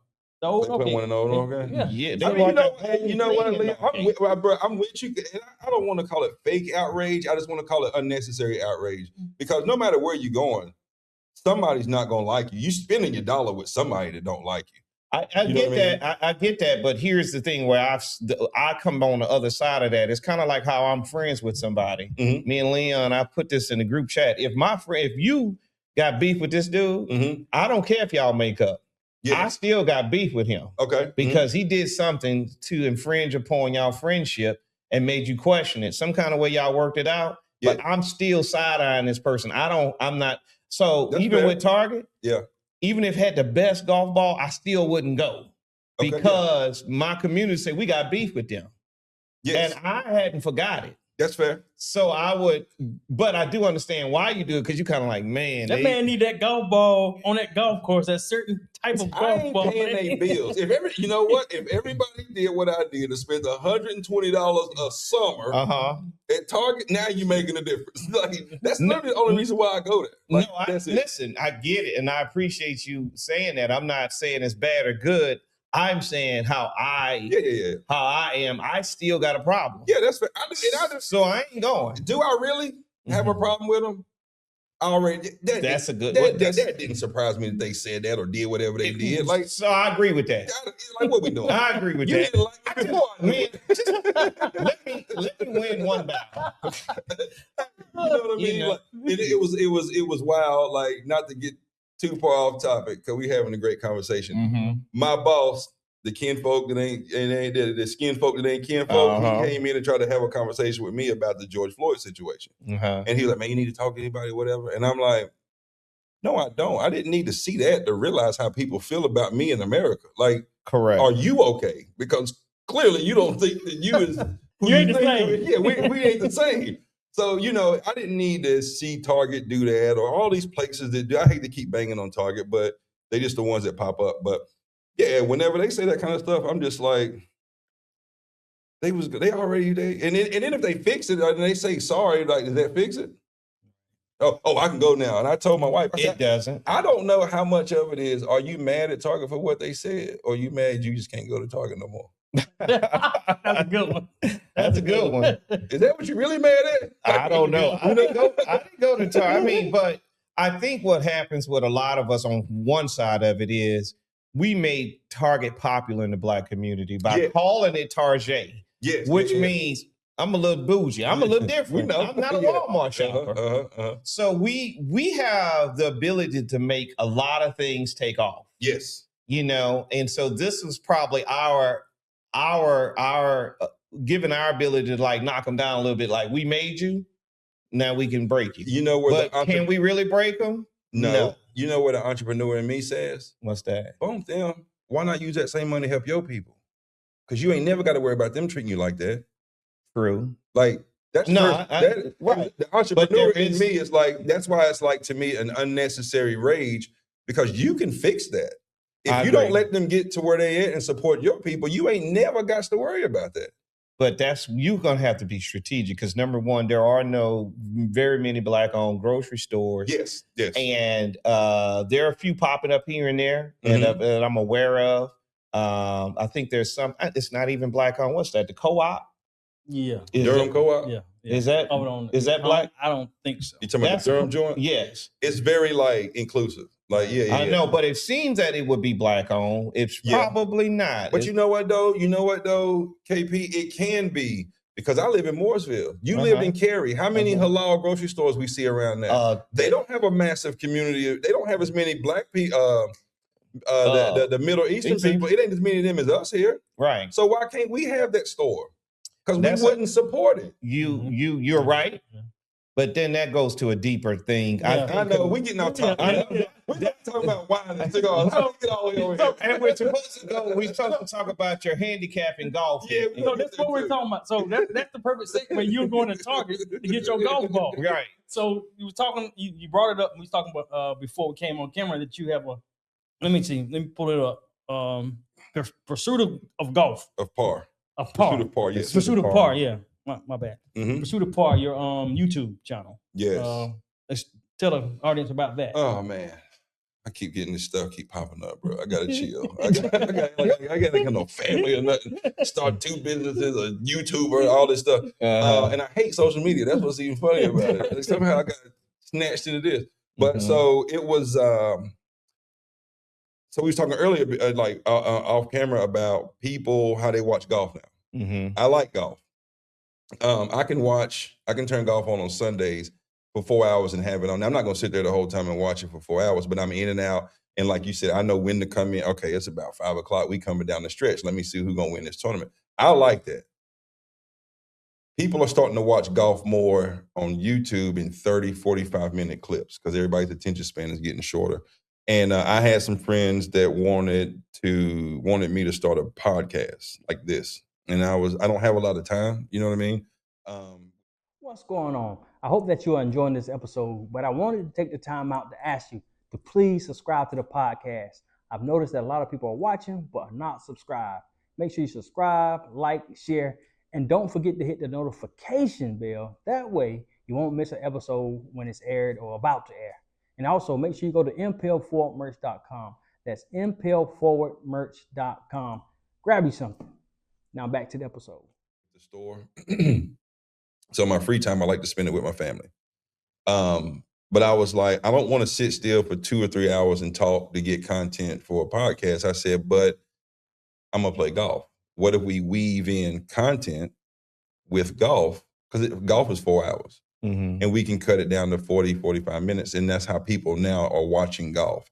And it's more normal because you watch it on TV and pros don't hit a lot of bad shots. But you get to watch us play. And we do hit bad shots. Hit good shots, hit bad shots. So the pursuit of par is kind of layered. So I carry a 3 handicap. So if anybody that knows that, by the way, that's extremely good. That's damn near professional. It ain't bad, your boy. No, he the man with it. No. And I don't play over the winter. No. I hang my clubs up in the garage. It's amazing how you still stay that sharp. And I play 2 days a week. I play Monday mornings, Wednesday evenings. If you ever want to come be on the podcast, I'll let your boy pursue the par at Black Wine Golfer. Come out and play around with us. We have a good time. You don't want to be on camera? We don't have to put you on camera. It's going to be on me anyway. Do you have the cigars out there? Yes. Yeah. I got to have some sticks out there. And I got you one too if you come on out. Right. It goes hand in hand. But yeah, so it's kind of layered. It is pursuit of par because I carry a 3 handicap, but I've never shot even, and I've never shot under par. I've shot +1, I think 4 or 5 times. I've shot +2, 4 or 5, same amount of times I've shot. I've been close. I've never done it. But you're consistent enough to be called a scratch golfer. Well, so you can't call yourself a scratch golfer until you're a scratch golfer. Until that's a plus. Until it's a plus, I'm not a scratch golfer. Okay. I don't even play. You know what I mean? Close is so good. You need to dip under 1 or 2 before you do that consistently. Yes. Okay. But now I'm squeezing it down because my handicap is a 3.6, and my score average is 78. So I'm not. You don't have this big wide disparity. Like right. It's shrinking. Right. That's and when plus you get them 2 things to touch, yeah. I usually shoot about +5. Okay. And now that's when it starts getting hard because now you're talking a handicap is not what you shoot on the average. A handicap is when your best day, this is what you're gonna shoot. +3. So right now I'm +5. That's hard. Them 2, like to squeeze that down and get them 2 things to touch. That's the thing, right? So but anyway. Back to what I was saying about pursuit of par. So I'm pursuing par, but I'm also pursuing par in life, like trying to find balance in life. You know what I mean? And that was the main reason why my peoples wanted me to start a podcast because I have a quick knack to pick out logic and fact. I can remove personal from it. It's just logic and fact when it comes down to it. Because we can sit here and argue whether it's hot or cold in this room. We can't argue that the thermostat says 71 degrees. That's a factual thing. You know what I mean? I'm quick to find that in conversations. So that's why they wanted me to do a podcast. And that's what kind of, like I said, that's why Pursuit of Par is layered, because it's a little bit of both. I like the name, The Pursuit of Par, and the way you just explained it, that it was about par is getting to even. Yeah, man. That's, everybody's trying to get there. Like, you know what I mean? I am, I'm sure y'all are too. And I'm a spiritual man. And like, I feel like in the past 7, 8 years, I'm getting pretty close. Like I'm good. So with golf, you've been very instrumental in telling me or answering questions of like, all right, what's a good set of golf clubs? What do you need?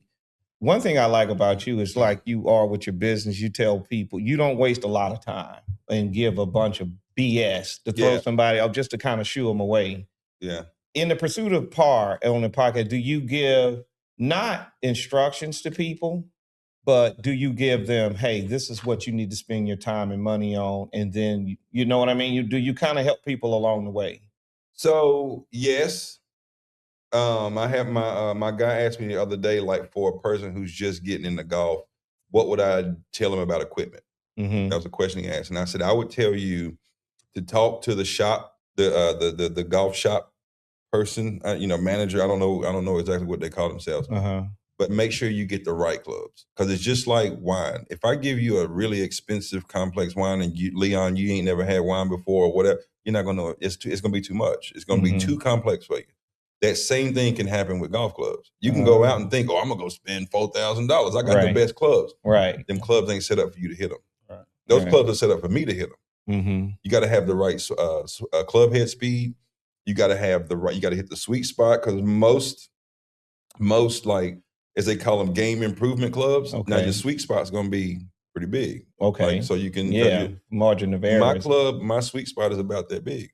So what are the benefits? If why wouldn't you benefit more from having a bigger sweet spot than a smaller sweet spot? Is it because they take away the sweet spot so that you can get more club head speed? Because you got the club head speed. Okay. You're hitting that smaller sweet spot. It's more distance. Oh, okay. Bigger sweet spot, it gives you more control, but it ain't gonna go as far. Yes, exactly, exactly. I can stand there with the same 7-iron and hit, and they're gonna be 5 or 8 yards difference, because my contact is cleaner. But that game improvement club the club's a little bit softer. The shaft is not as hard. It's not as stiff. Right. So I'm losing distance. Okay. Like and it's like me to try to go down a notch and get a cheaper club. It wouldn't do me no good, because for the way I play, I'm losing distance because the shaft can't keep up with my swing speed. Just like you're losing distance because you can't swing the stiffer shaft hard as I can. So you know what I mean? So yes, I do. I have had that, and like I give insight when I'm playing. Like I didn't know how much I talked out loud when I played golf. until we did the first episode, and I was like, bro, I be talking that much? And they're like, yeah, you just be talking. And I'm like, all right, that's what's up. Is it the cigar or is it the bourbon? Are you out when you out there playing, do you guys have bourbon or tequila? No, I don't drink when I play. Oh, you that serious? Like it gives me a headache. The sun will give me a headache too. It's makes sense. I used to drink a beer every now and then, but like I'm taking, I hate taking pills, so I take goody paddles. So call me an old man if you want to. But I get a headache. I can't. Right. I can't. But I do notice that most guys today in our generation, when they playing golf, it's cigars and bourbon. I never understood how you can drink bourbon in the heat like that. That's tough. Yeah, I mean, I don't get it. And moving. Like if I'm sitting on the back, I'm good. Especially if it's carpet where it's been raining. Oh yeah, you soft. Yeah, you did. You did because you can't get a car. You got to carry. You got to walk. So it goes from 18 holes to 9 that day. Yes. Yeah, I don't drink just because it's the headache thing. It just bothers me. Plus, the thing that makes me nervous about drinking on a golf course, you gotta go drive home. Well, that's true. Yeah. After that sun and wore you down. Hey, look, now we know about Tiger. We're bringing up about Tiger. You don't want to be that, bro. Well, did it make Tiger better when he drank? I don't know. He needs some friends, bro. I feel for people that struggle with that stuff. Which is why I have a men's group to come to my store. Sticks and Vines too. I have a men's group to come in on Thursday nights. Yeah. Because I don't struggle with any of that stuff. I don't struggle with, bro. I'm the most. God bless me with no want to be addicted to anything. Like I don't gamble. I don't have an addictive personality. You don't have an addictive spirit, right? I feel for people that struggle with that kind of stuff. You know what I mean? And it's happened in the past 7 or 8 years. Like. Even with people that drink, like alcoholics, I'm like, I know what it's like to go out, have a beer, have 2 beers, eat a burger, go home. I'm good. I don't know what it's like to not stop till I hit 18 beers. Like, that's got to be tough. So what kind of meetings do you have? My wife actually does. Now hers is a little more churchy. Like they do Bible study and stuff every other Wednesday, every first and third Wednesday of the month. We do it every Thursday. It's just a check-in, bro. It's just like make sure everybody's all right mentally. Make sure everything is good with people. You know what I mean? Because life is tough and people struggle with stuff.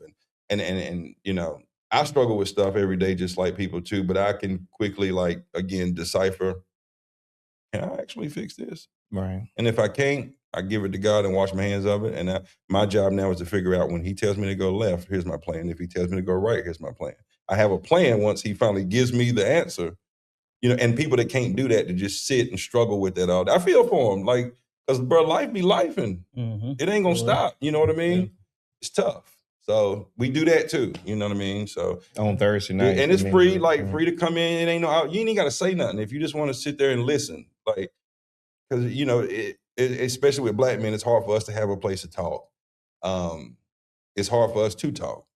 That's true. You know what I mean? It ain't for me, because if something ain't right, bro, something ain't right, and I'm gonna say it. Right. You know, because again, it doesn't change I'm still dope. Like, right. You know, I'm not any less dope for saying, man, I'm struggling with this right now. You know what I mean? I got a great group of homeboys that we stay in contact. We see each other 3-4 times a week. We always bouncing stuff off each other. But yeah, I would, any men out there that's struggling, man, come see us. So, you know, besides the guy you said put you on the game about business, who was your other mentors in your life? My other mentors, man. Or did you have any?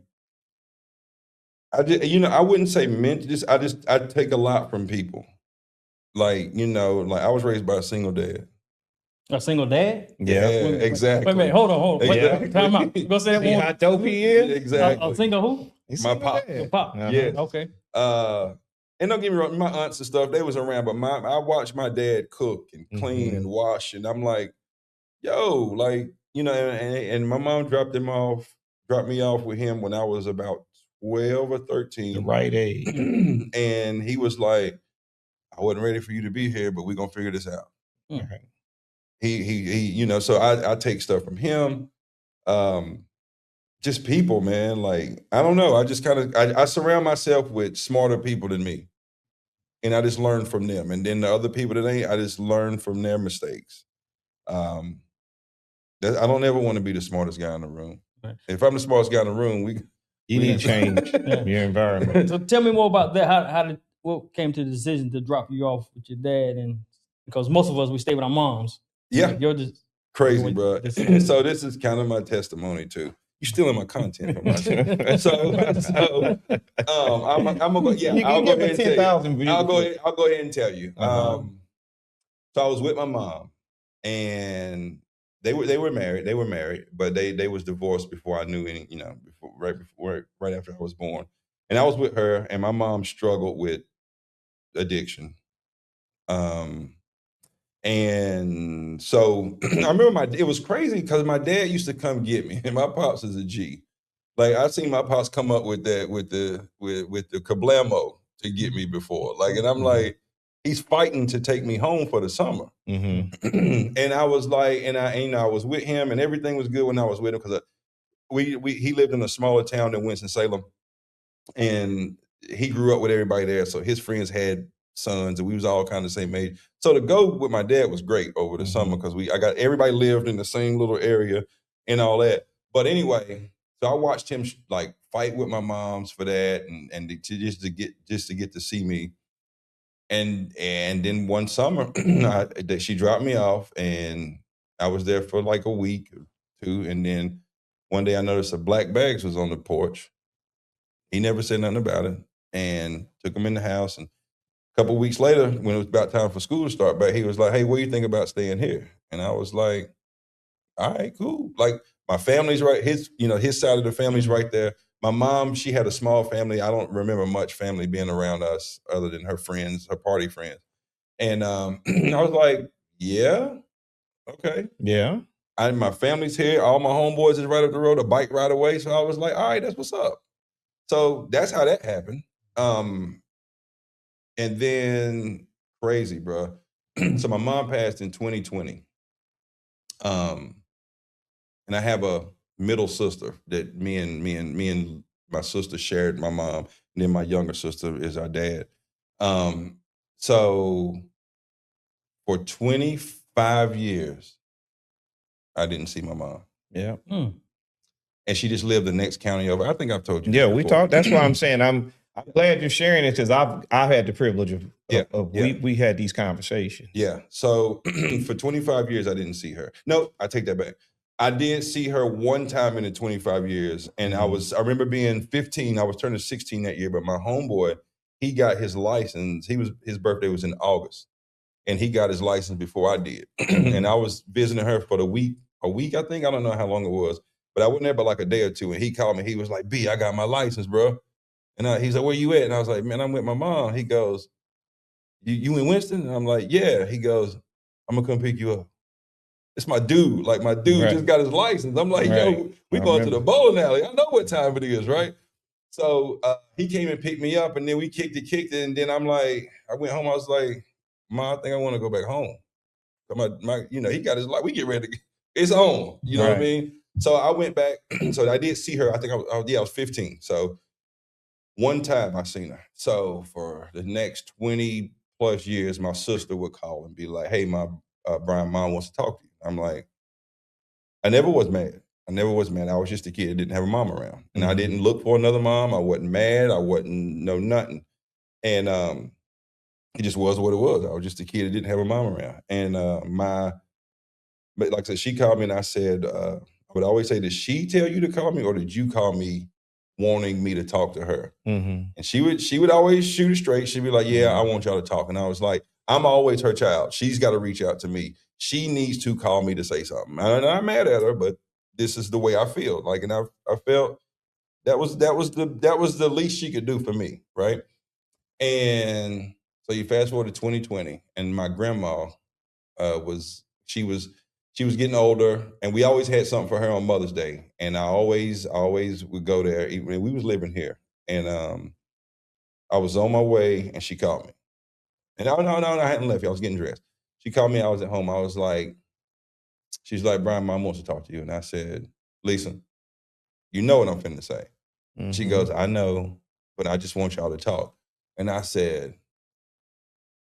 got off the phone, and I said, Case, I told my wife, I said, I don't know, I might stop by today. And she's like, what? And I called my pops, and he was like, he always told me I need to get with my mom. And I always told him, I was like, I'm not mad at her, but that's just the way I feel, Daddy. And he respected it. He's like, well, I respect it. You're a grown man, but me, dad to son, you need to go by. And I was just like, we'll figure it out. So I'm on my way there. I called Lisa. I said, I'm coming by. And she goes, are you serious? And I was like, yeah, I'm just coming by. I'm coming by. I'm stopping for like 30, 45 minutes because I got to get to my grandma's house, but I'm going to stop. So she's excited. And I'm like, still like, I'm doing this. Like, it's been 25 years since I've seen my mom. I'm doing this. I was 15. I'm 40. So I stopped. And I'm coming through the yard, and she yells at my sister, Lisa, somebody's out here to see you. She didn't even know who I was. And I was like, I get closer and closer, take my shades off, and she's like, oh my God. So then we sit down and we talk. And I told her I wasn't mad. I just told her that she needs to explain to the 12-year-old me what happened. Because I was a good kid. I don't know why you just did this. I'm not mad at you, but like, you owe me that. You don't owe 40-year-old Brian nothing. You owe 12-year-old Brian that. So she fell on the sword. She was like, I was caught up in the life, yada, yada, yada. And I said, that's all you owe me. I said, I know life is tough. I know addiction is tough. It's fine. Don't worry about it. From this day forward, we're good. Like, that was it. Because, bro, I don't struggle with that stuff. That's just the hand I was dealt. I didn't even know that as a kid that was in me. It just, maybe that's what put it in me. I don't know. Are you sure? Would you call it you not struggling? No. Because to me, it sounded like you were struggling with it. No, it just wasn't a thing in my brain. Like, I had my aunties around, like, they took care of me, yada, yada, yada. I was Gucci. Like, I was a great kid. But to not want to see your mother, you were struggling with some kind of pain. It was something there. No, my mom didn't want to see me.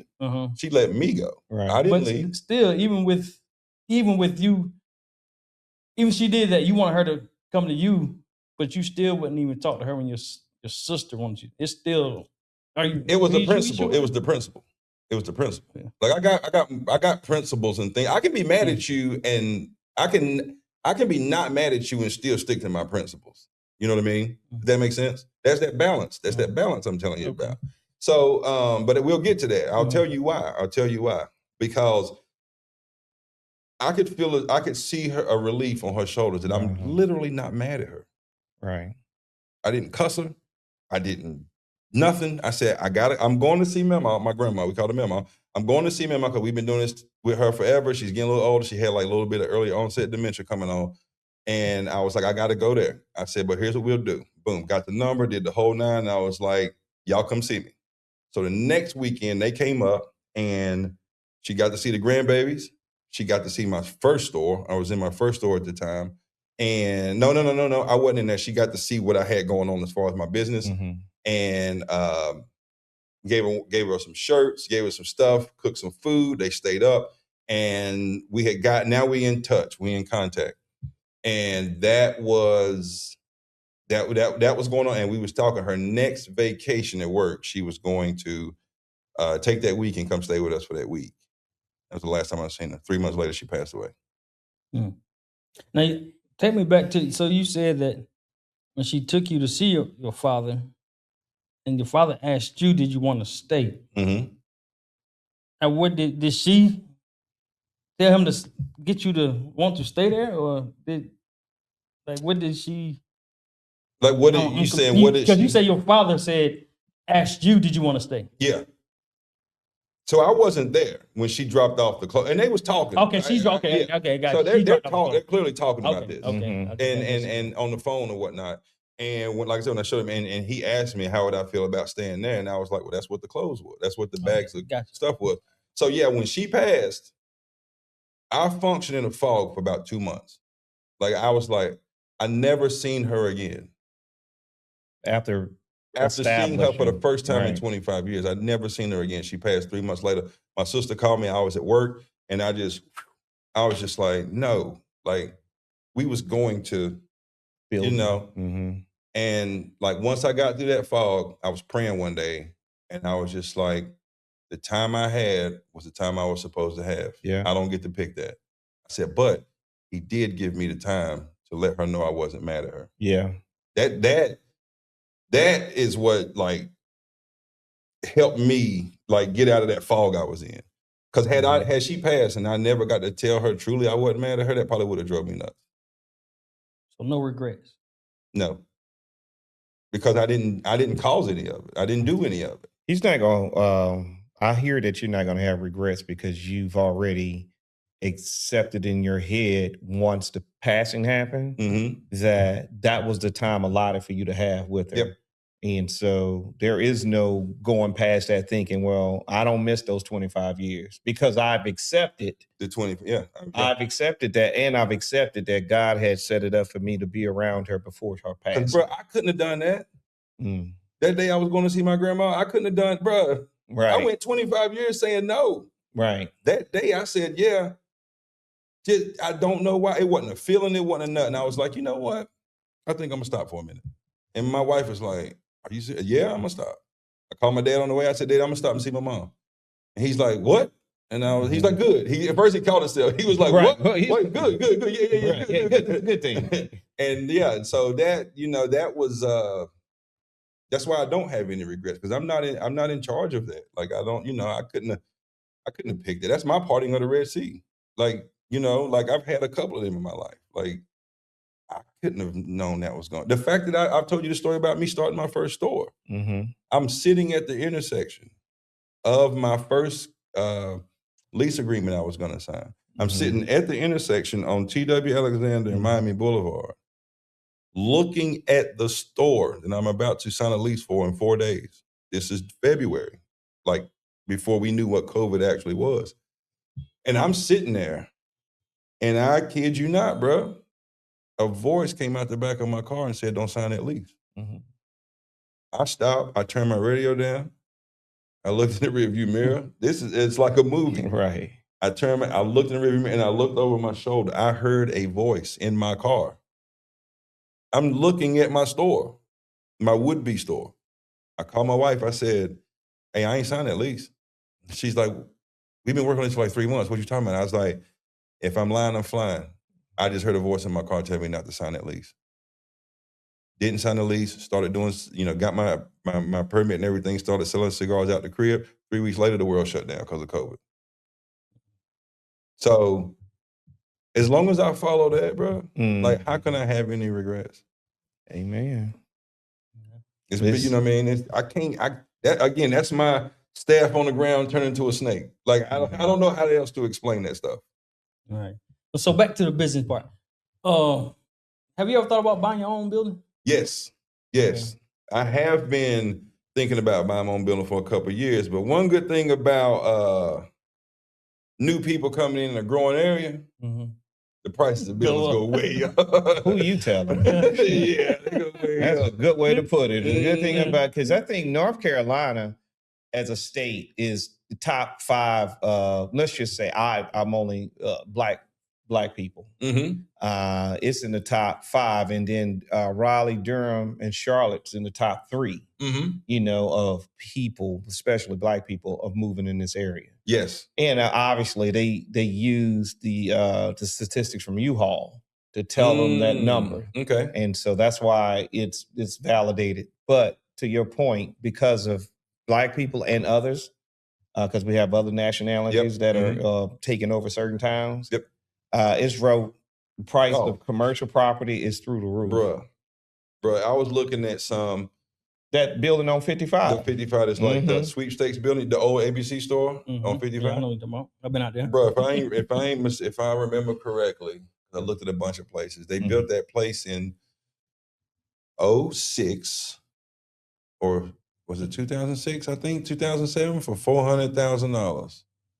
It was asking 1.5 million for that property. Like, bro, come on, man, what are we doing? And then they end up selling to some like Japanese or Asian conglomerate. Is that who they sold it? I thought the state was going to maintain it. So, okay. They're maintaining the Sam's Bottle Shop, the old Sam's Bottle Shop that's right around the corner from my store. It's now the ABC store over there on 54, all the way down on the right. They're in that. They're that's what you're thinking about. They sold it to like some foreign investment group, and you can't compete with that. They probably came in and gave them $1 million cash, and that's another conversation we probably need to talk about.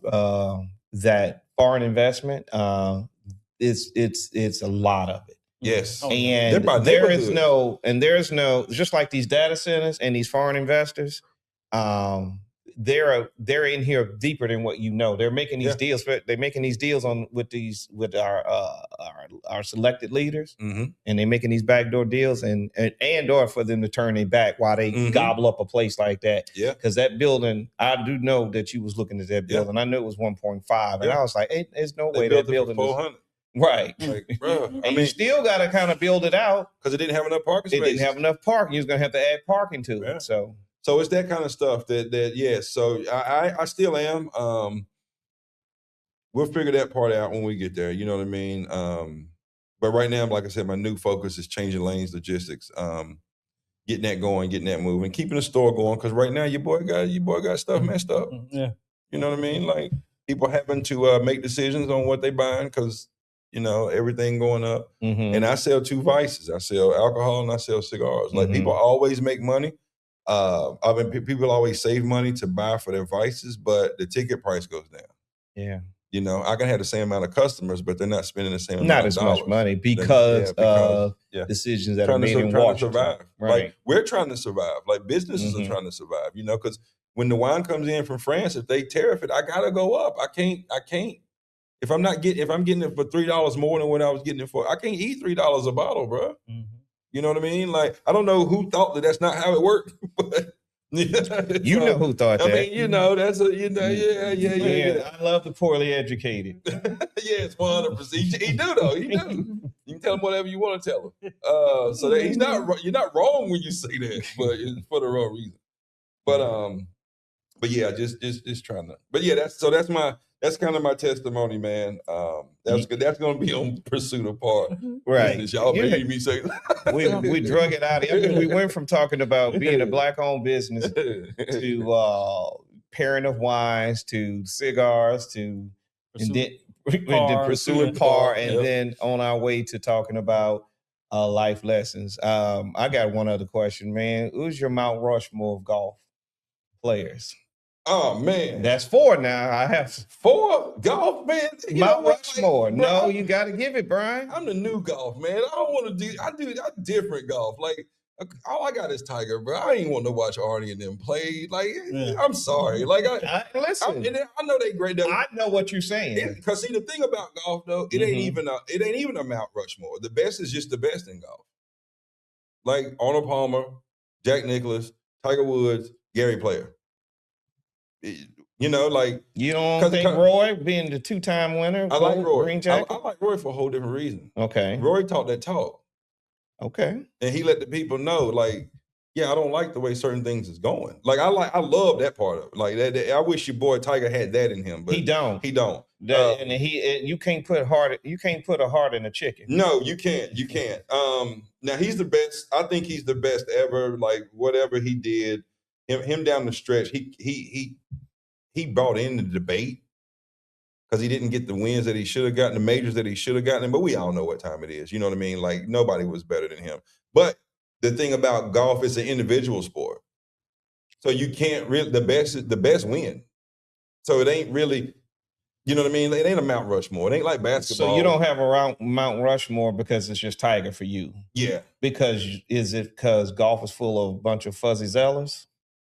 Yes. And between that, and he actually changed the dynamics of golf. Like golf is where it is now because of what he did, not because of Arnold Palmer or Jack Nicklaus. I would agree. They had to lengthen golf courses because he can drive 300 so far. Right. Like, he was playing with old equipment. He was hitting numbers that they was hitting now with that older stuff. So like that, nobody's had. It ain't been many people in a sport that's had the influence on the sport like he had on golf. Like, you know, like even working out.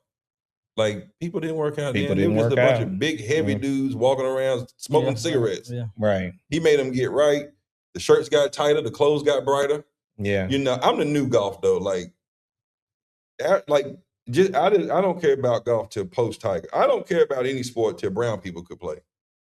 Like, for most people, Babe Ruth ain't the best baseball player of all time because he ain't play against brown people. I'm sorry. Argue with your light bill. Hammer and Hank Aaron proved that. By breaking that record. And then you couldn't even Dominicans couldn't play. We know who dominate baseball. That's why baseball struggles. But don't be so. Listen, Brian. I'm hearing what you're not saying. Hope the audience is too. But also, Joe, I've learned a little bit more about Babe Ruth. There's a reason Ty Cobb was calling him a porch monkey. You know, there's a reason why he hung with the black people. There's a reason why there's something innate in him. He had a big nose. He had a big nose. So there was something innate in him.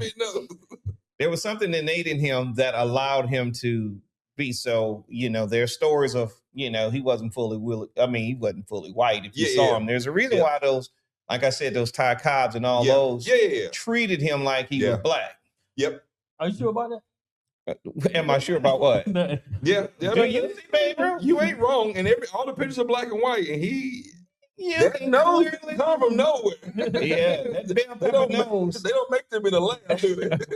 No. So, but to your point, I know what you're saying. You're not.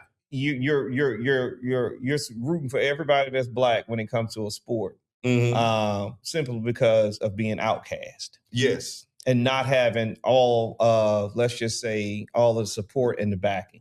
Yes, yeah.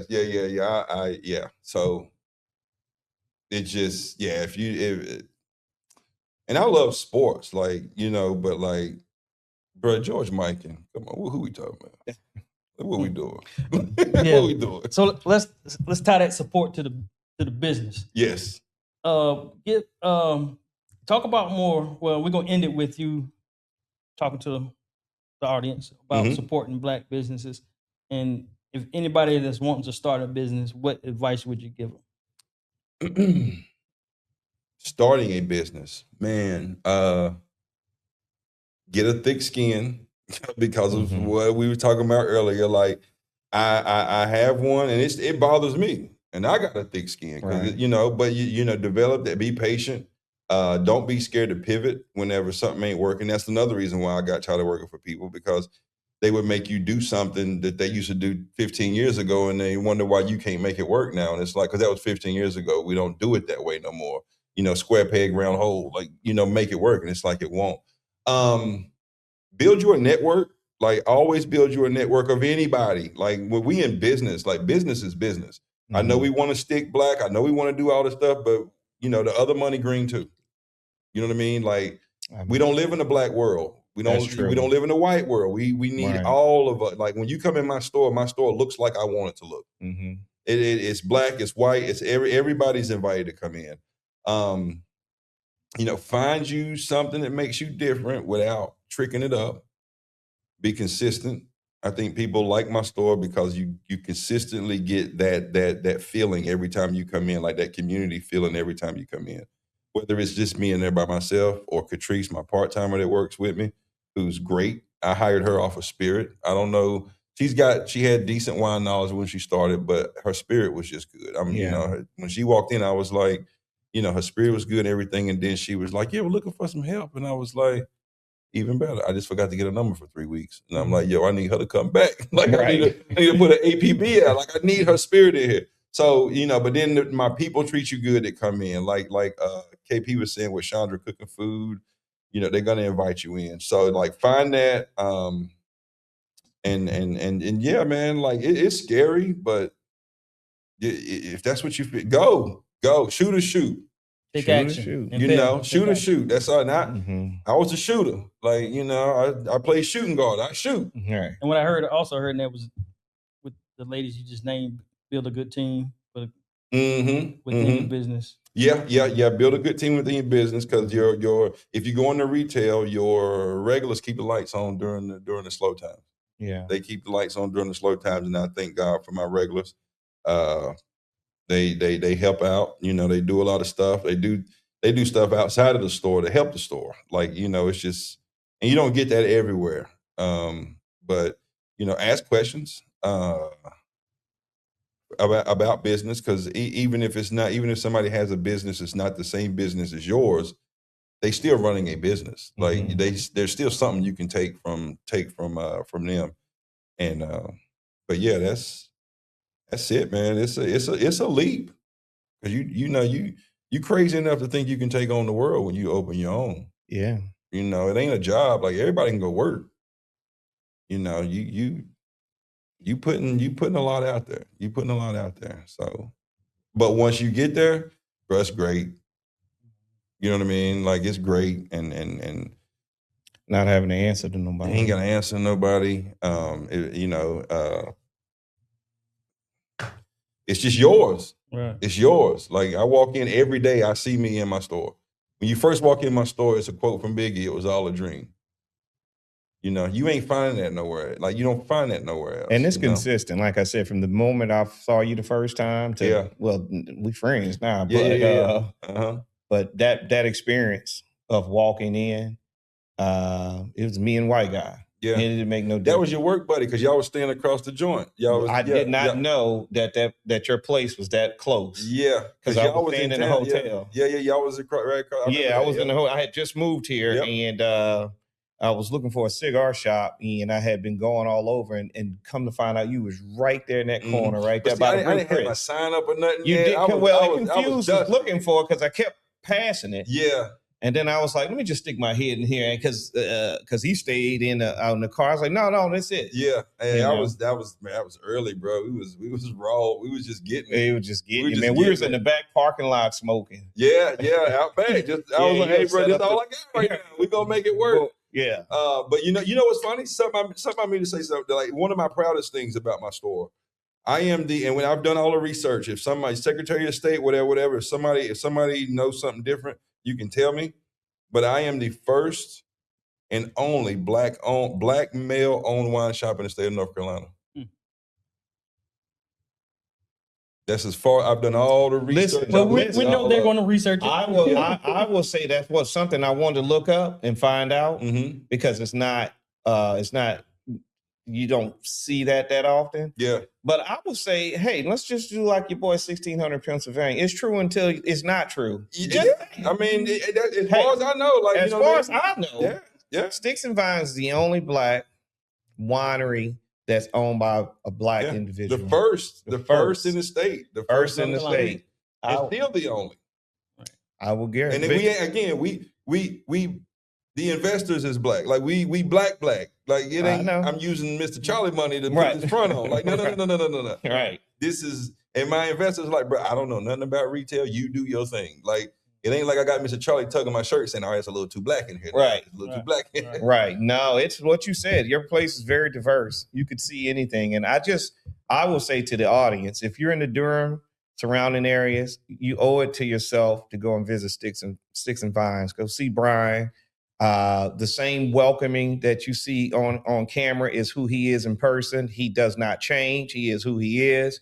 And if you really, and just like me, even if I don't go all the time, I'll send people to him because I think it's a dope experience to go and experience what I would call one of our only, I don't know no other sommeliers. I call him a sommelier, but that's and close so, enough.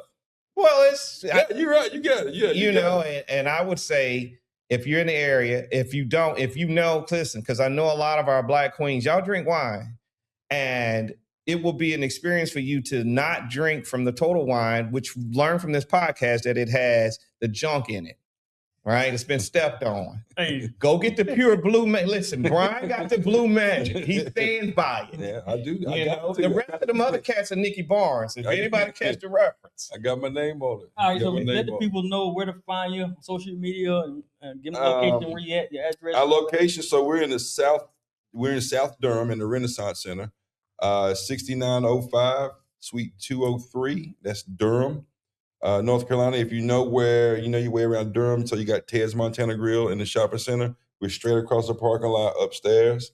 Like I said, my hours are 10 to 8, Tuesday through Thursday.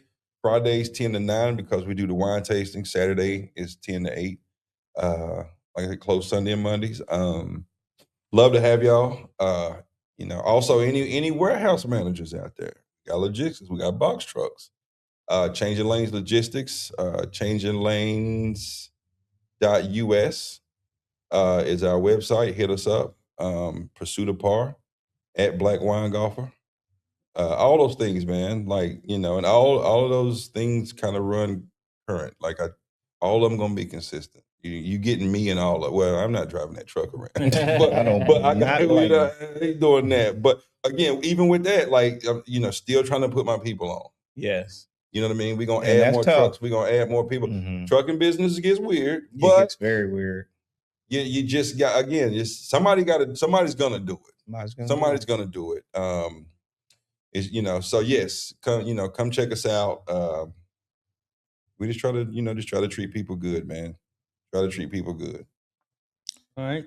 Well, there you have it. Make sure you impel forward, take action like Brian did, and seize the opportunity to grasp your dreams. Peace. Peace.